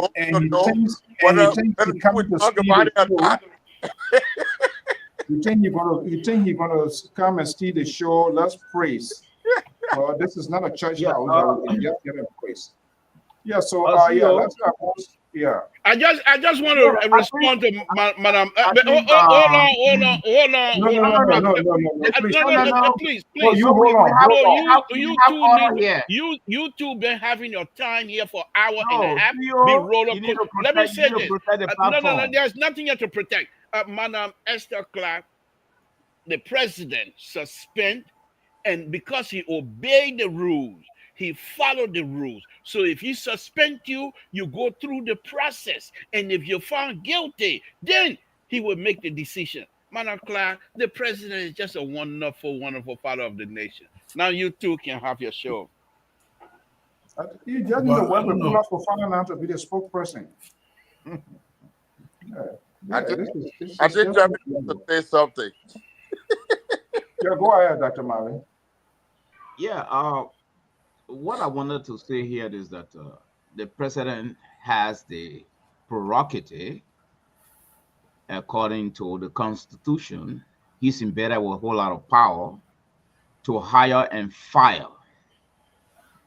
But I think our expectation here is that when the firing or the removal of an official is associated with finances, maybe heading in the direction of misappropriation or corruption, it is our anticipation that when that person is removed, a due legal diligence should be conducted. We expect the person to be turned over to the Justice Ministry. The person has got a reputation to defend, and that the Justice Ministry either clear this person or found the person liable or certain things and forward them to the court, who will go through the normal procedure, clear his name. If he's found guilty, I mean, if it is money or material that should be restituted and returned to the state. But what I noticed now from our leadership in Liberia from time immemorial, including that of His Excellency President Wakai leadership, people are dismissed and just let go, you know. So it has become a normal practice in our country. What? You see, from one government to another government, people are dismissed. Mr. So you're gonna let it. CEO, I stand to be corrected. If people can provide all the statistics, you will be corrected miserably here tonight. You will be corrected massively and turned over to the Justice Ministry and being processed through our legal system and found guilty or not guilty. Probably we can look at those statistics tonight, but they are not on my fingertip, and I can't remember. Probably it might have been happening, but it is their usual practice. I keep seeing in Liberia from one government to another government, people are dismissed, which is transparent. The accountability aspect has never been fulfilled to the fullest, to my understanding. Okay, we're going to have a conversation. Two of you now very tension packed, and so I intend to dilute this conversation for the good of our audience. Let me bring in the Reverend here. Maybe he want to give us some spiritual guideline. Collins. Yes, sir. Draw the contrast with respect to what Dr. Mali said. Yes, people being dismissed, liberals screaming, blowing off here. Moses very uncomfortable with what Dr. Mali is saying, like he has said, the worst thing or taking someone to a poll. But he's making his point. That's just not all to it. It's insufficient. We want the full conclusion. If I'm dismissed, if I'm fired, especially with something attached, I mean, I need to go through a process to vindicate myself by going through the required process, either investigation, court, and all of that. Malice said, Dr. Malice said, it has not been happening. In the fourth context conclusion, the liberal is flipping out and twisting himself left and right, which is normal. Now, draw the contrast. What do you agree with that, Dr. Mali said? Well, partly, but not wholesomely, because the government is in any given society, like for the Great United States of America, when a person is found involving into corruption or something, the first thing they do is either resign or they get fired, which is the first step the president took, which should be commendable, should be praised, should be celebrated. The president is doing his job. Now it is the justice system now that are going to persecute after the LACC or the General Auditing Commission come up with the findings on the alleged, corrupt officials that the president has suspended. But the first step should be taken. Which step have been taken? The president says yes. The president is going to persecute those who are fallen into corruption when there are allegations, when the report come up and commit them. And you must also understand too, Dr. Mali, that the president, through the National Commission on Higher Education, suspended 22 universities and colleges in Liberia for the first time in our history. Do you know that? There was some that was completely shut down because they did not meet the requirement to be operational. And you will look at that and call it an error or something not correct. Tell me when last you saw this happening in the last 20 years in your leadership. Can you tell me when last you saw such thing happening? This is your loafer man. This is your you're not loafer man. I beg you. No. You're confusing. Mr. Terry, you're confusing. A real loafer man will not talk like this. Yeah, you know that. You're confusing the two things here. All right, let me just say something. President taking administrative decision different from someone being caught in financial malpractices and removing that. Why is he talking again, Mr. So? Why are you not protecting Terry need a response to you. Maybe it was rhetorical questions or whatever you were asking. But let's have the house in order. The liberal, you are not in charge. There's no way that you're going to impose yourself here in any form or contest you think you want to sneak in. That's not going to work. The radar is on you. And this is why you heard what the gentleman said. This show is peaceful tonight. We intend to have it remain that in the next 20 minutes or so. And just remember my position as a board chair. Just remember my position as a board chair. That's all I said. The host is talking, please. Moses, let me just bring you in. Keto, I'm not reciting Henry Costa thing. I'm reading the thing. I'm reading it. Can you guys leave the people from speaking? My goodness. I'm not reciting Henry Costa. Go on your phone. It's there. Listen to Mika. It's all on the news. Mr. Collins. Yeah. Let's get back to baseline. Yeah. Moses, Yes, sir. You as a security analyst, most often we hear people, administration will always deploy this word administrative reason. That is a combination of a lot of things. But when the release become more specific and point out to something that most likely crime is allegedly being committed, you as a security analyst, what is the full conclusions of such incident if it does occur? Well, let me just say this from the perspective of administrative responsibility first before I bring in the criminal aspect of it. Don't take all night.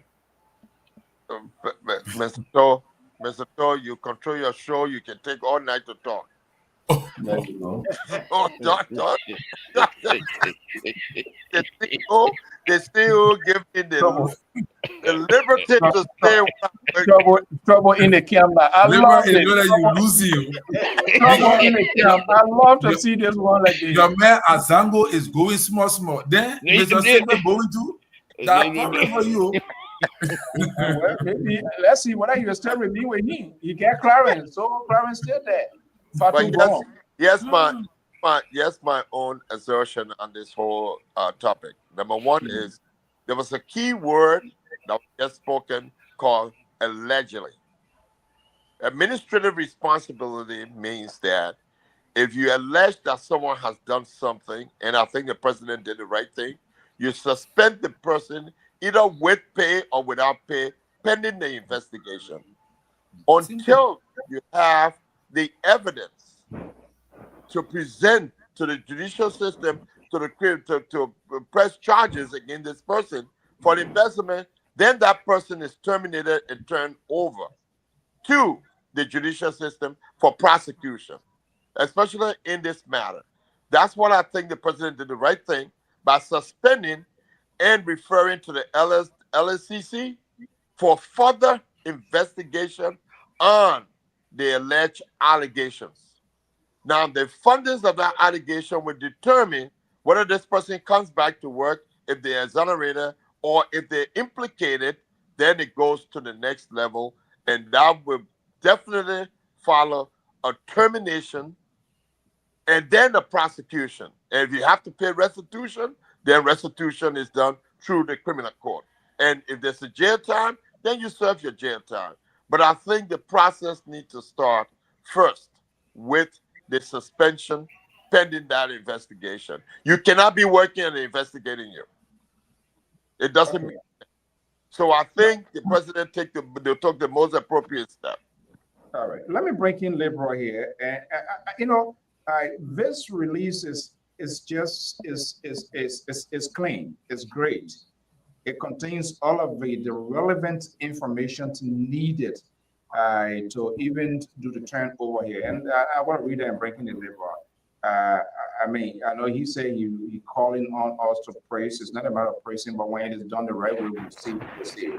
President Waika says his actions is intended to safeguard the integrity of the ongoing investigation being undertaken by the Liberia Anti-Corruption Commission, LSCC, into the reported irregularities. The suspension also aims to ensure the uninterrupted and smooth functionings of the Bureau during this critical period. In the interim, President Mr. Masekwe is directed to turn over all government properties and responsibilities to Deputy Director for Administrations, Honorable Valley F. Sano, who will serve as Acting Director General pending the outcome of the investigation. The President urged Mr. Masekwe to fully cooperate with relevant authorities and refrain from any form of interfering in the operations of the Bureau. Mr. So, the leader said, hold on one second, underscores administrative commitment to transparency, accountability, and the rule of law in the public service. Now, Mr. So, very unique. Mr. So, somebody from Joseph Biden, they said Biden couldn't even talk. They want to fire him. Don't come here because you're from Biden area. I beg you, keep your liberal unable to represent us. Just stay on our side. Let me talk. Mr. So, Mr. Bakai, president, very good president. Mr. So, look, this is what we've been saying. The tiny, I don't want to call name tonight because I don't want no plow. But the so-called, I don't know who they call themselves. The papa can be sleepy. He can wear a hat. You think that he's sleeping? You think this man an intellectual? That he's so highly educated. He don't want to be sleepy on the job. He took this job and told the Liberian people exactly what he's going to do. The fact that he's not running 250 miles an hour does not mean he's not going to be able to do his job. This is exactly what he's doing. Now, yeah, it's the liberal here.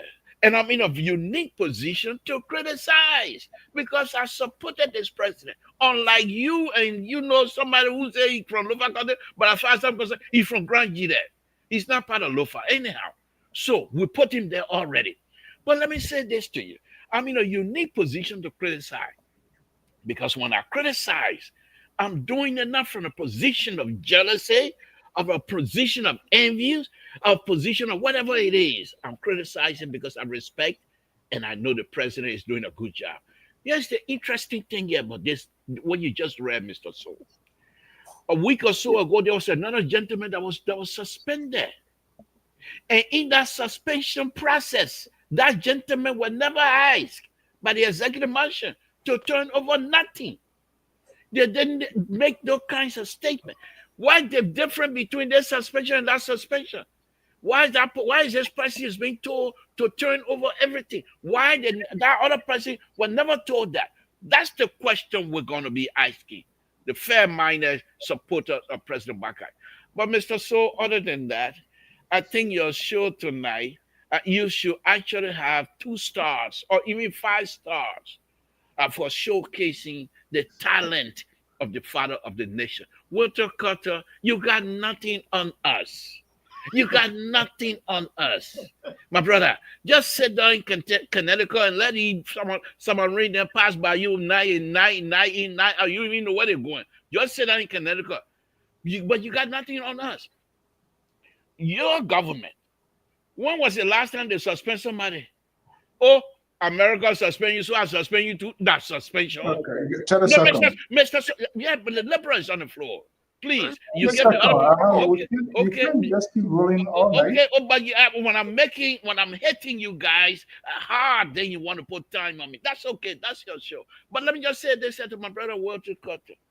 This your president, your government was unable to suspend Chiki. President Bakai is suspending people who are not in conformity with the rule and regulation of the rescue train. Choo, choo, choo, choo, choo, choo. All right. Well, there you have it. Okay. Terry, you had a second portion with I don't know whether you were sort of unbalanced, one side, you or the other side. Now, should we see a full now with this release here? It appears something of a criminal nature because based on the words that is being curved in this press release, is very much forceful, and the release itself it speaks to that I mean it's more or less serious. So let's just dwell on this one here, based on the wordings deployed in this release here. What do you hope to see at the conclusions? How long should this sort of investigation?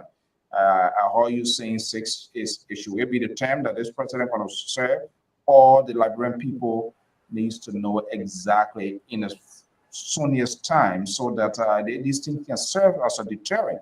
And that's one of the reasons you see me screaming and yelling here. It's not because we are anti to this president or to this government, but we're doing that, we're screaming and yelling to overshadow you guys' voices, the liberal, their voices, so that it will go to the president. And this seems to resonate with the president. Suspend these people, send these people forward, let them be prosecuted. So I think the president is more or less listening to me as someone who is honest and not screaming. That screaming goes to you and the liberal and Moses. Moses now they push Moses aside, so Moses is in the middle. I'm not sure what I'm going to accommodate him because he can turn his bike anytime. But let me just ask you here: to what extent you want to see this go? Yeah, I want to see people be persecuted, Mr. So, but like the other day, the justice minister said were talking that the court is overwhelmed with a lot of cases. And you know, and we already have a lot of cases on the docket already. The cases that the president can investigate within his own power and take actions, like the case of Fadika brothers and the former DEA boss. Those were things that the president could handle, and you saw how he took time to handle it within his own proximity. But with these kind of matters, it is under the control of the reputable authority that's supposed to be fully responsible to handle it. And once the verdict is brought down, once the accusations are brought down, definitely it's going to be forward to court. And the court now will be the one to go through the process. So this is a process. We just got to wait until it happens, you know. But I think the president needs to take action on not just suspending. I want to agree with Dr. Mali. That's why I say I agree with him partly. I don't want to believe that we will just settle for suspension. People need to be persecuted and brought to justice to pay for the crimes they commit, even by stealing chicken soup from the government. They need to be penalized. There must be some, you know, people cannot continue to walk with impunity. One of the problems with our society, Mr. Soul, is the aspect wherein people just walk with impunity. And to be honest, tonight, I really wanted to talk about the journalism in the country, because I want to believe they are the one that are really making our country to go to have these problems. Because if you depending on one network, like the Spoon Talk, to be giving us news, then it's not reliable. Just praised the network here yesterday. No, I didn't praise the network. I reference. Why you reference?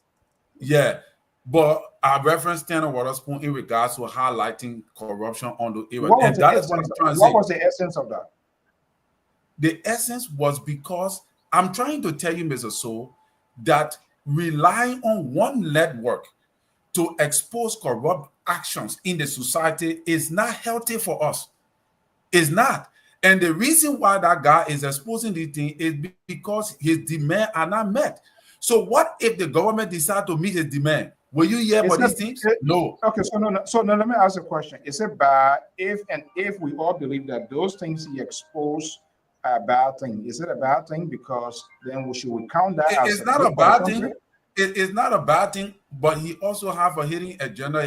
But what I'm trying to tell you, Mr. So, that the media institution knows these loopholes in the society, but they do not talk about it. They do not come to the media with it. They do not highlight it. All these things we're talking about, all the corrupt people, all the corruption that going on in the country, these media entities know about it, but they are getting paid. You ask one of those media guys, how much you making monthly? You ask them, how much you making monthly? You will be surprised to know how much they're making, and you will be surprised to know how they're living. The how much they're making versus how they're living is completely different from the reality. That is how you know that people are being paid for not telling the story. And that is not healthy. The civil societies, they know, but they're not telling the story. So the information that's supposed to be ready put out there is not being put out there. Because if one network is giving the information, think about how much information they are suppressing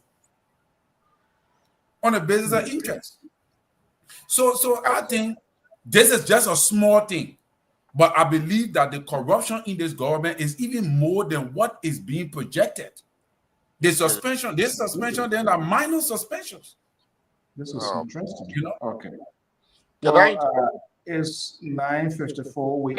I got to step in here. I got to step in. Can you hold on, please? No. That's not how we do it here. No, but what rescue Can you is hold on, please? What your problem? Tomorrow when you are here on, then you can step in and step out. Let me go to Connecticut and break into Wharton Ketter. Oh my God! Can I get real quick? Yes, I'm here. So, gentlemen, you have to deal with it. Ketter is a voice on this network. You don't like Ketter for whatever reason. The Liberal doesn't like Ketter. He doesn't send the link to Ketter for whatever reason because Ketter speaks to those issues, and there's nothing we can do about that. Drink juice, you'll be okay. Okay, Liberal. Ketter, go ahead. Thank you, Mr. So, and I'd like to say hi to the Liberal, even though I miss pepper soup. That's all right. So, look, Terry said some things here, and that got me, interested in the call. Now, he spoke about the media not being truthful or not coming forth to the public with the information. I think the problem here is those entities that were created to be independent of the governing structure of the executive, of the legislature. They were placed in office to seek the interests of fair play and transparency and integrity and everything. They are the ones that's supposed to investigate corruption in different line ministry and agency and come to the public with this information. Don't forget, the LACC has a prosecutory authority now, right? So with the LACC, not supposed to wait for president with us to get information and pass it on. The LACC should be in ministry checking on, inappropriate behavior when it comes to corruption, and make sure people who are found guilty through the investigation, have them prosecuted and turn it over to the court and then face the consequence. But are they doing their work? Okay. I don't think so, because they are in with the executive. So it's like the executive got people like the police now. The police should be independent of everybody. The police should be in the interest of the whole country, but the police now is seen as like the Bwaka police. So when another government comes, it will be seen like the government police. Be independent. Be independent. I want to put it there for now. The problem we have is not with the journalists. The journalists got nothing to do with it. Thank you so much. Okay, let's bring in. Thank you. The Liberal, now you have your day. You see, you were out here. This forum was very, very, very peaceful, and you think so, Mr. So, Terry made a few points that I want to highlight. The other one then that liquor talk. I know you don't drink, but liquor talk, so I'm not going to highlight the one. No, but on a very serious note, he says something here very interesting, and this is exactly what's been my argument since yesterday.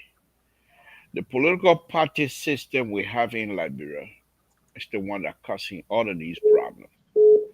The media are not there to leak out stuff because most of the time they are in bed with the political parties themselves.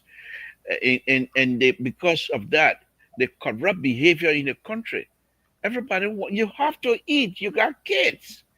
And when somebody has some leak information and you have it, you call the partisan chief, say, man, I got the information. Oh, he said, but hold on, let me. They meet the person in the pocket and squash it. And this is why the Spoon Network, except for the last 2 days or so, but they've been wonderful to the Liberian people, because he himself told people that there are people over there that will buy information, and as long the people are willing to give the information, Sharon is suggesting that perhaps he's doing it because they didn't give him certain thing. Well, I agree, maybe. But I think the route Stanton Witherspoon is on now. He's not broke. Let's put it this way. Stanton Witherspoon is not broke, number one. Second thing is, no matter job in Liberia that will encourage him to shut his mouth at this time, he's not going to do that. So let's continue to pray that he will continue to provide the information. He's making things happen in the country. He's making those who are corrupt and didn't care for people, they have not been careful. The corruption is still there, but they are being very careful now. So I want to say to Terry, yeah, corruption is there, but the president of the Republic of Liberia, he told us this is not business as usual.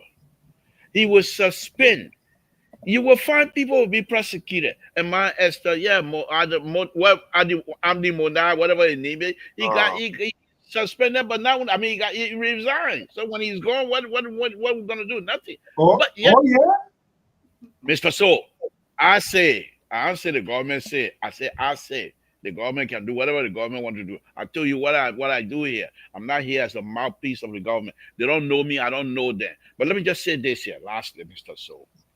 When we come to these public gatherings to have conversation, first of all, let's recognize that this president was duly elected through the front door. He flocked the most popular Liberian ever. The guy's more powerful, more popular than Wanimoto. Dr. Baka flocking massively. Massively. So I just want to say this here. When we come to these public gatherings, let us give some depth, some little bit latitude to the president of the Republic of Liberia. And this latitude that I'm talking about, let's praise him, and we will do good. Thank you. I'm not sure whether you understand yourself. No, but this is something that we argue about every day, and you seem not to get it. So let me go to Clarence. Hey, CEO, how you doing? Good evening. Here you go, your level again. We must give latitude, we must praise and praise and praise. Are you ready to lead the John Mark choir here this evening now, or do the praising? Oh, yeah, we're the member of the rescue team, and we are seeing the progress in getting we got to say, give me a flower, what it means alive. And, I want to tell Mr. So thank you, Mr. To, thank you for all you've been doing. I want to tell Terry thank you. Wow. And tell you thank you, CEO, because the fight is not one person fight. I want to tell all the platform, the your platform is getting a leaky information to the government or to the Liberian people. I want to tell everyone you go thank you, because these things are happening today. The worst thing happened in the past, we never had the opportunity. But today, when somebody go and see the data, another person that will report it. And the good part about the government, all the reports are coming out, nobody is getting messy. They are not reporting the death for auditor. I think it's one of the good things that commend the government about. But my point tonight, I want for to the creatures from the Sakoma tree, I want for them to keep a look at the post made by Councillor Kanye Bala. Go to the post he made today concerning the preferential treatment that was given to Fonati Kofa over the Deputy Speaker Thomas Fala and Dr. Moses Colley. He says it's a great, and the party can sacrifice Thomas Fala and it's not good for the and he really went into detail when he go to that post. When I saw it, I said, wow. So what is happening here? And the third point are there, the issue concerning the senator that filed to this country, people are saying, I heard what they were talking about, the men were not treated regularly, this and that. I know. But the fact that the matter is saying sometimes you got to cut down costs. I reasoned with Dr. Malley, you got to cut down costs. These associations are here, they've been donating money in the country, sending material in the country. So as a leader too, when you come from there, you should sacrifice. Mr. So in the country, we work very hard. Anything concerning our county, anything concerning our association in the place, we collect money. And we send the money by home. So that you don't sleep. You do overtime to be able to meet up with this thing. So the man come here and get in and talk about, you know what's man, the bear grew what here? Let the bear boy too, then you explain the bear boy too. I don't think it's about him. It's about him. So let me explain the bear boy to know what says they go through here, sometimes the same money to them over there. Good night. I expected this for you to come on my program and start praising the liberal. Good night. Okay. No, you got to give Mr. To, you got to give me a flower. Mr. Trump have not only been backing the government, so they go on. You know the difference between the rescue team and the creatures. The rescue team is getting we can condemn our own government, and when the government is going on wrong, we can flag it out. You know, this is what Mr. Trump be doing here. When anything going on wrong, you will bring it out. You're not only defending the government, you also condemn the government when something go on wrong. So you got to get your flowers at both here. Mr. So, good night, bye. See you one yeah, this man talking all over the. What kind of people there all over the place? They start with one thing, they talk about 5 different things. What kind of business is that? Unbelievable. We're already out of time. We gotta go on the closing here. But Dr. Mali, I mean, you listen to all of these things. Let me just hold you. They are in 3 here. We are 2. Let's hear what 2 gonna say so that you can square it out. Terry. You've been talking to these 2 people. You're treating me like stepchild. Until you decide which way to go. Went to the labor twice. I just sat here quietly. So yeah, so that when you decide which way to go, then we'll tell you again that we not trust you. So at the middleman, you don't trust me. Liberals say your extinction tax. So I mean, I to do it. But I mean, after Terry, I come to you mostly with your closing. Liberal, thank you for it. Liberal, thank you. You're the one who put me in the position here. Terry, go ahead quickly, guys. We can do a 1-1 meeting. That would be great. We gotta go. Terry, go ahead. State-owned enterprises, right? When I said these are minor suspension, I mean it. The state-owned enterprises, all right, like the LTA and all of that. The last time the president made a proclamation or he decided to take some actions on the salary when it got exposed as to the salary these guys are making. It's been months now. We haven't heard anything about that report as to what the president have done to that. Because if he deals with that, he will be saving the country a lot of money. The CBL, you go to the CBL, you listing, the people went to the place. You go to the CBL when you listen to the kind of money these guys are making. Up to now, there have been no mechanism put into place to curtail and to balance the equation to save the country millions of dollars. So if these SOEs continue to get this money that they're making until the end of this year, do you know how much money that these guys will be generating annually? So when will we take major actions to save the country millions of dollars? I agree, suspending these people is also good, but why should you wait for Spoon Network to expose these people before you take action? So are we now auditing ourselves as government to be able to identify the corrupt people in our government before or media entity highlight it? You know, take for example, I was looking at the OKFM.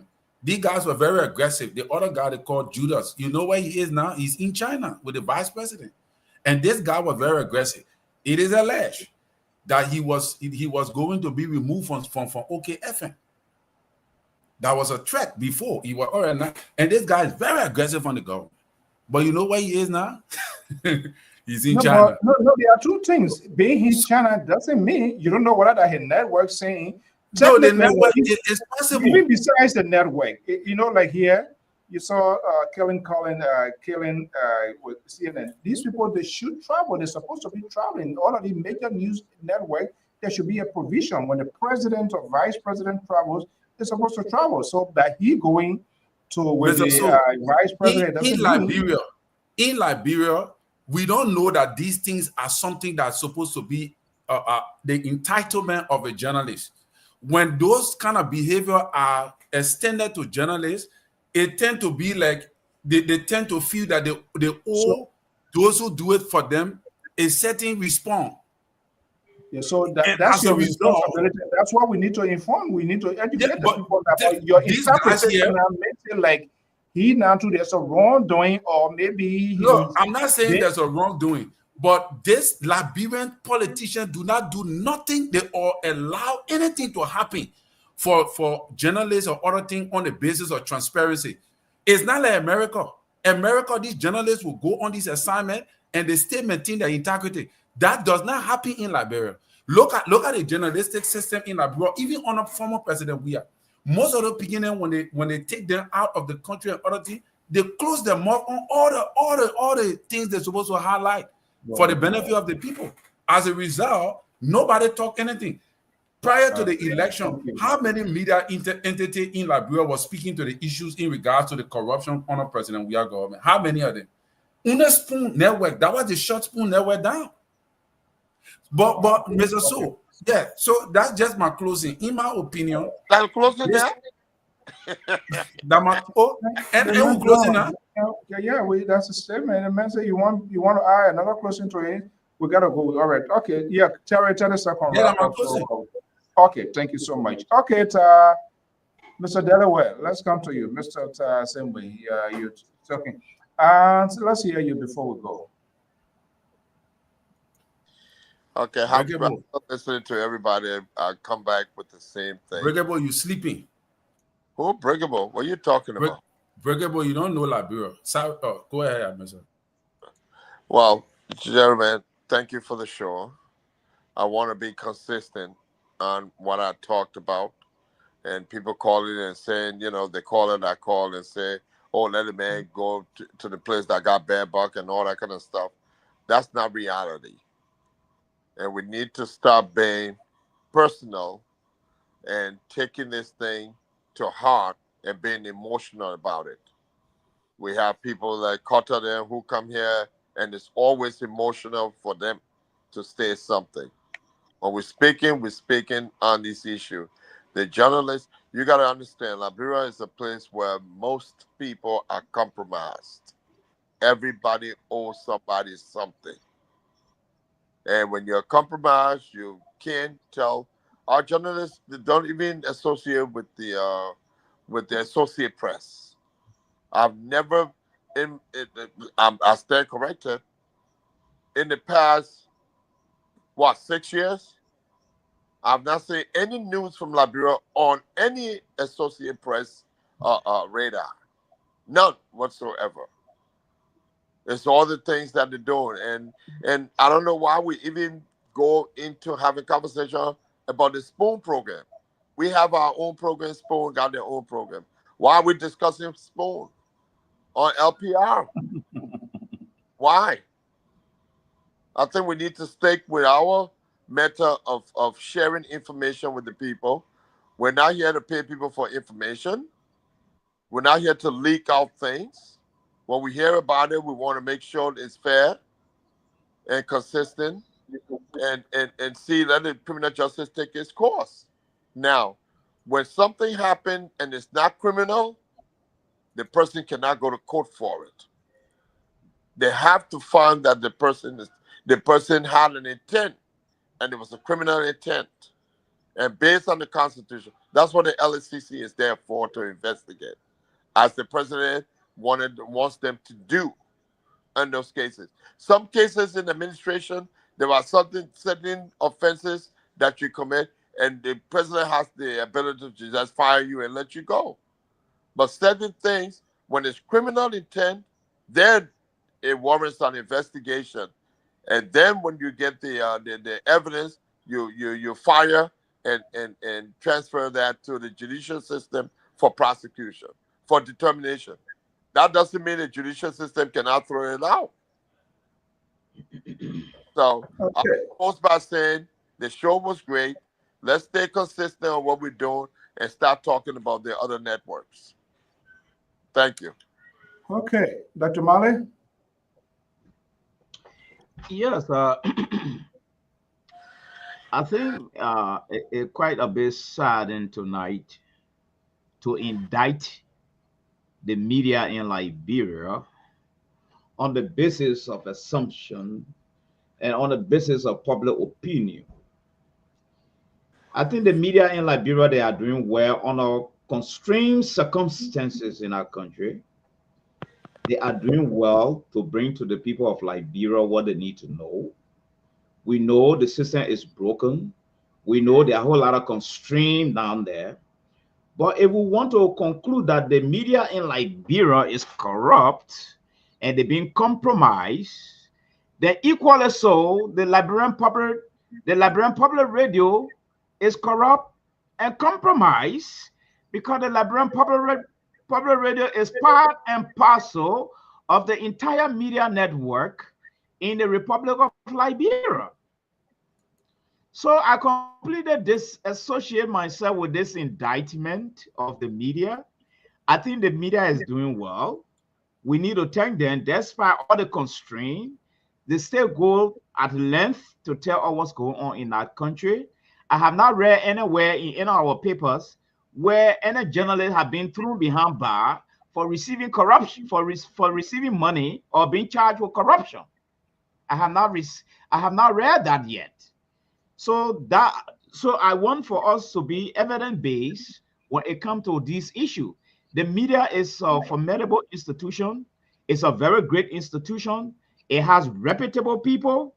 So indicting them, it will be a sad day on this network. Now, one. Two, the issue of the president getting involved into suspending people. The president pledged to fight corruption. It is a pledge that is part and parcel of his rescue team. So if the president is suspending anybody that is associated with financial malpractices, that's a strong case, and we'd like to see a conclusion. We want that conclusion to be made in public, because it involves money, and the money should be retrieved, go back to government coffers. Okay, the man of God he made mention about something about the schools.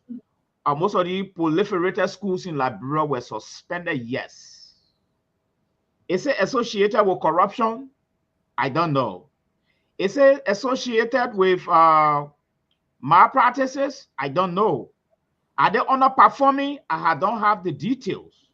But with that, the president have the prerogative through the recommendation of the educational ministry to take a stand on the mushrooming school that actually not doing the work according to expectation. On what basis they were established, whether they pass through the back door, that need to be investigated.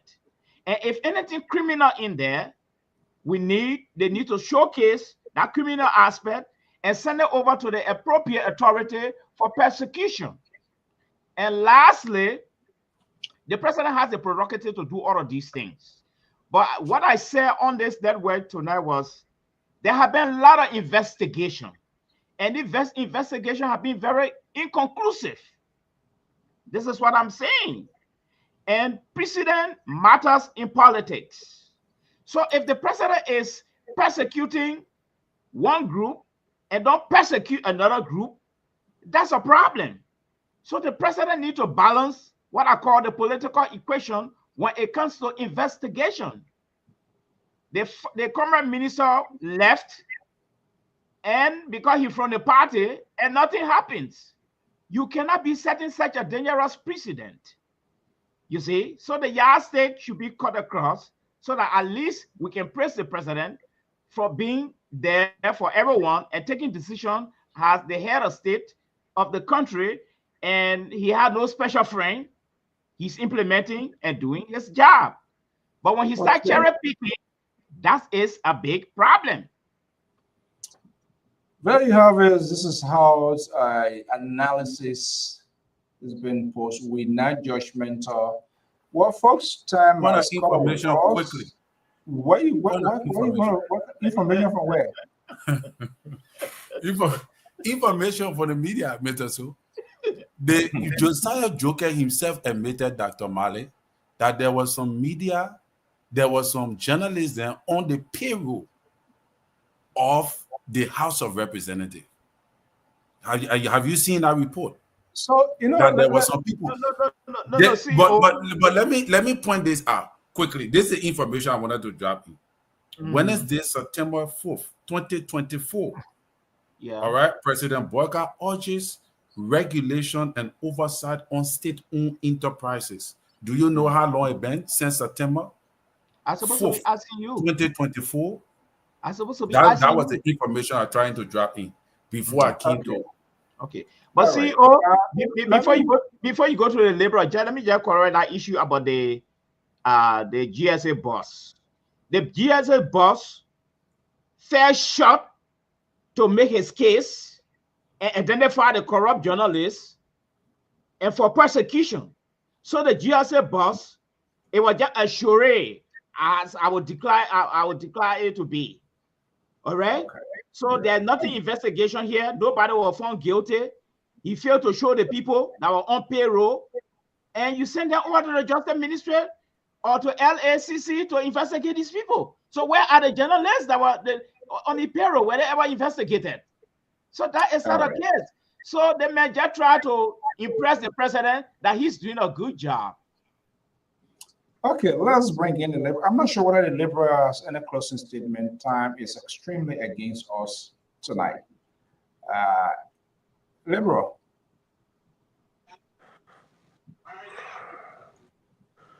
Your microphone. The Liberal sleeping.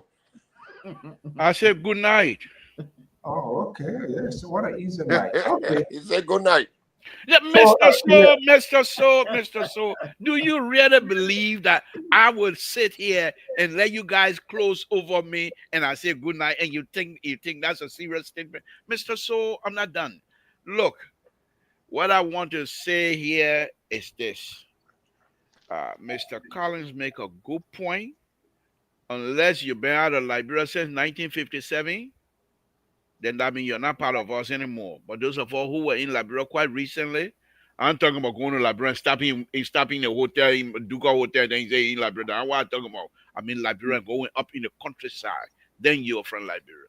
We know that these things are very serious. Like Moses correctly stated, everybody is compromised pretty much. But what I want to say to Terry, as young as you are, hope is there. We will survive. Liberia will be strong. And if you folks, those of you that are listening, if you want to know the real story behind LPR, join me tomorrow. Thank you very much, Mr. So. Okay, guys. Oh, by the way, Mr. So, I also want to say good evening to the real board chair of LPR. He's here in America. Let me announce that very quickly. I don't want him to think that I'm impersonating. But Mr. So, I'm not talking to you. I'm not talking to you. I just said the real board chair. He knows himself. A real board chair will get a fake board chair or what? Everything about him is just fake. Look, there are a couple of issues here, and I think Dr. Mali just hit the point. CEO, you got to do some investigation here. Man, I'm not going to waste time on him. That's who he is. Black Monkey. Whatever. Good night. Yeah, hold on 1 second. Before, don't just go. I will listen to you, listen to us. I think, Terry, you said something, but I think Dr. Mali really put it into context. To just generalize that everybody is this or because this man is say, okay, if he strongly believes, because what they do not understand, the man can be a media practitioner, but he's also maybe playing a dual role as a consultant or providing public relations for those people you don't know. So they just see people name and they say they are like this product in that category. It has to go beyond that to prove whether he providing consultancy, he could be a journalist, he could be doing a public relations. It's not a free, it's costly. So he just doesn't know, but maybe just saying that man as a reporter or front page, LPR or a Liberian investigator or Daily Observer, and then maybe he's on payroll with COFA or whoever, you can't just jump to that. Man on 2 payrolls, Mr. So, 2 payrolls. So okay, if it is wrongdoing, then he needs to take the person to court. What? You know how many jobs are working? How many jobs are you working? No, Mr. So. I'm saying this. No, listen, that's what I'm saying. Because we need to. It has to be criminal to go to court. Okay, but if it is not criminal, then you can't. Then he can't say it. You can't allow people like that.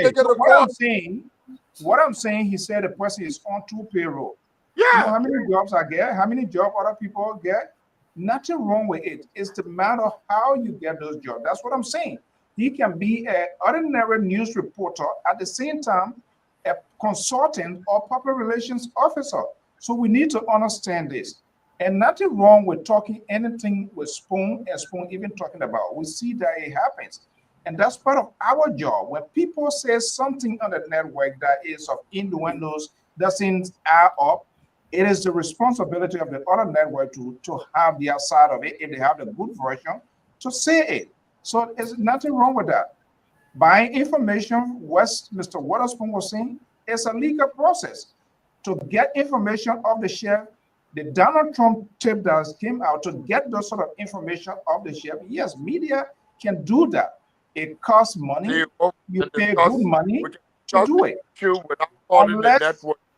Unless when there's some sort of stipulation or some sort of thing signed not to release certain things that's about any of that, if it's an open information, you get money, you can buy it. So let us just be careful with things that we do, and that's why we are here. We try to do it the best. Labor want us to praise him, we can praise him, but when the president does it the right way, we will say it, and that's what we continue to do here on this network. Folks, I want to thank you so much for your time this evening. We hope to be back here. We are still doing everything possible, hopefully, to see if we'll be able to bring coverage on that. What's his name? I don't usually respond to Global Breakable. For you to suggest I always refuse your call. We move on time. The line will open, Keter call, when Davis call, and when the line is closed, it's closed. So we don't do it. When we open the line, you want to call, you call. After that time, it is what it is. Guys, thank you so much, and have a pleasant evening. I will talk to you when I see you. Go drink a bottle of Coke, a can of Coke, and go to sleep. Who? Breakable. Let him drink a cup. What you call it? A can of Coke. It just that the phone line was disconnected already. We just gotta keep the system. Yeah, he can call tomorrow. Already 10:30. So once you see the number up, just call right away. Most, thank you so much. Yes, sir. Okay. Okay, well, folks, that does it. We want to thank you so much for your time this evening. As usual, I join the Liberal Progressive tomorrow. Thursday, you're going to see the worst disjointed, disorganized Tabata here again on this network. He's telling us that we should just come and praise and sing. Now, that's part of the problem. And I don't think that's every media. The media is challenged, and that's part of it. I mean, young people, takes their job seriously, and I understand the constraints, the limited resources that they are working with. Some people walk from Ghana Bay just to cover a news event in Capitol Hill. It's a sacrifice. I mean, that's not the excuse for them to do what they're supposed to do. But when people find out when they break the law, if something wrong is being done, they should take the step that is required. But I think they are doing everything. And a reporter who is tough or who is maybe saying things, traveling with the president, vice president, it doesn't mean that person is compromised. You don't know whether the network decided to go extra to get the news and sponsor that ship, sponsor the trip, or you don't know whether the press, executive mansion, press corps this time selected certain news organ to say, hey, the president is traveling, the vice president is traveling, so we need a team of reporters because they want to sell their news. At that point in time, it is the management that decides who is best fit for that institution to be part of the trip. So we got to be very careful how we go about to, say things, and not because the media is not an anti-network or institutions. They don't get in fight. They are not a resistant force to government. And that's what we need to understand. If somebody saying thing, it doesn't mean he or she anti. Now they get the one that are doing the propaganda. The propagandists, that's a different thing itself. But when someone is reporting for the network and travels with the president, the vice president, or any senior government official, it's because they want to market what government or what that agency is doing. So you don't expect whatever that happens there, that's what the reporter going to say. So it doesn't mean because he's sounding tough when he's locally based, that at this point in time, he or she is focused on the mission that he has gone for. You can be in China, vice president taking a tour for tractors or whatever thing, and then you expect him to start reporting as somebody who knows. There must be, you can't have a sort of disjointed, information or whatever because of political reasons. So we got to be very careful how we go about to attack, to accuse people. Yes, people are making a lot of big money, national bank, lawmakers, other tenure position. But what best, if those positions, those money those people are making, if it is into law, you can't just change it. If it is into law, then there must be a provision. There must be something must be done to revisit those conditions to downsize their salary.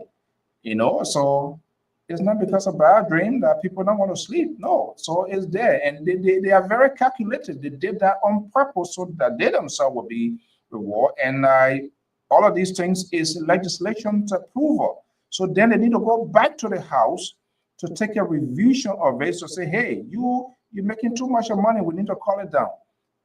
But you can't just come, and the president can't just come and say, oh, because he's president, there are certain limitations, just how they get tenure. There are some things that can be done, but they'll need to require legislature to revisit in order to get that done. So we also need to understand that, do I agree with one person making 20,000, 30,000? No, in such a poor country, absolutely not. And this is where the civil society comes in for these sort of conversation, that it will go and they can take the lead by all these, the constituencies, wherever that person, whatever it is, to do some sort of a petition, say, hey, we need to revisit this situation. But by us just sitting, talking about it, or they're making plenty of money and no actions is being perfected to actually affect the situation we are talking about, we are wasting our time. And that's, it is why it is. Well, until then, thank you so much and have a pleasant day. We'll be back here again with the Lpr tomorrow, Friday. And hopefully, if it all goes well, we're not too sure yet. If all goes well, we want to bring you some live images from Zuadu. The president of the Republic of Liberia, President Joseph Numa Boyka, is expected to attend the homegoings of the First Lady and that of the ceremonial burial of the former president, Samuel Kanyen Do. Have a pleasant evening. Let's take some Lama for your announcement.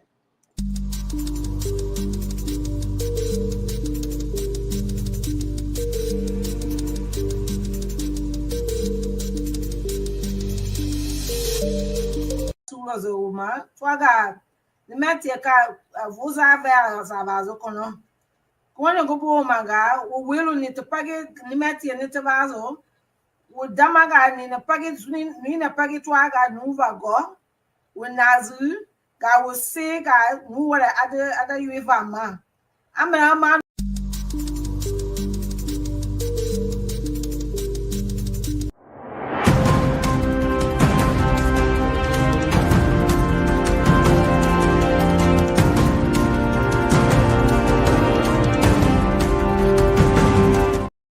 Okay, thank you so much. Strictly from, we need to get one crown, one here too as well. Go to Maryland, Nima, to River G, to Sino, where Grand Bassett, and now we're going to take a tour, Bombing, to Bapolu, and all of that. Have a pleasant event. And for those of you who, Lpr is a representation of also, maybe somebody can do a little bit, share a little script of for us in their local dialect on some of the important things that you think we can advertise. We can put that clip together and do it. Just speaking directly to your base, to your people, to your constituent, to your county, or specific thing. Do that, and you can send that video as well. We can play that. Until then, have a pleasant evening. Bye-bye.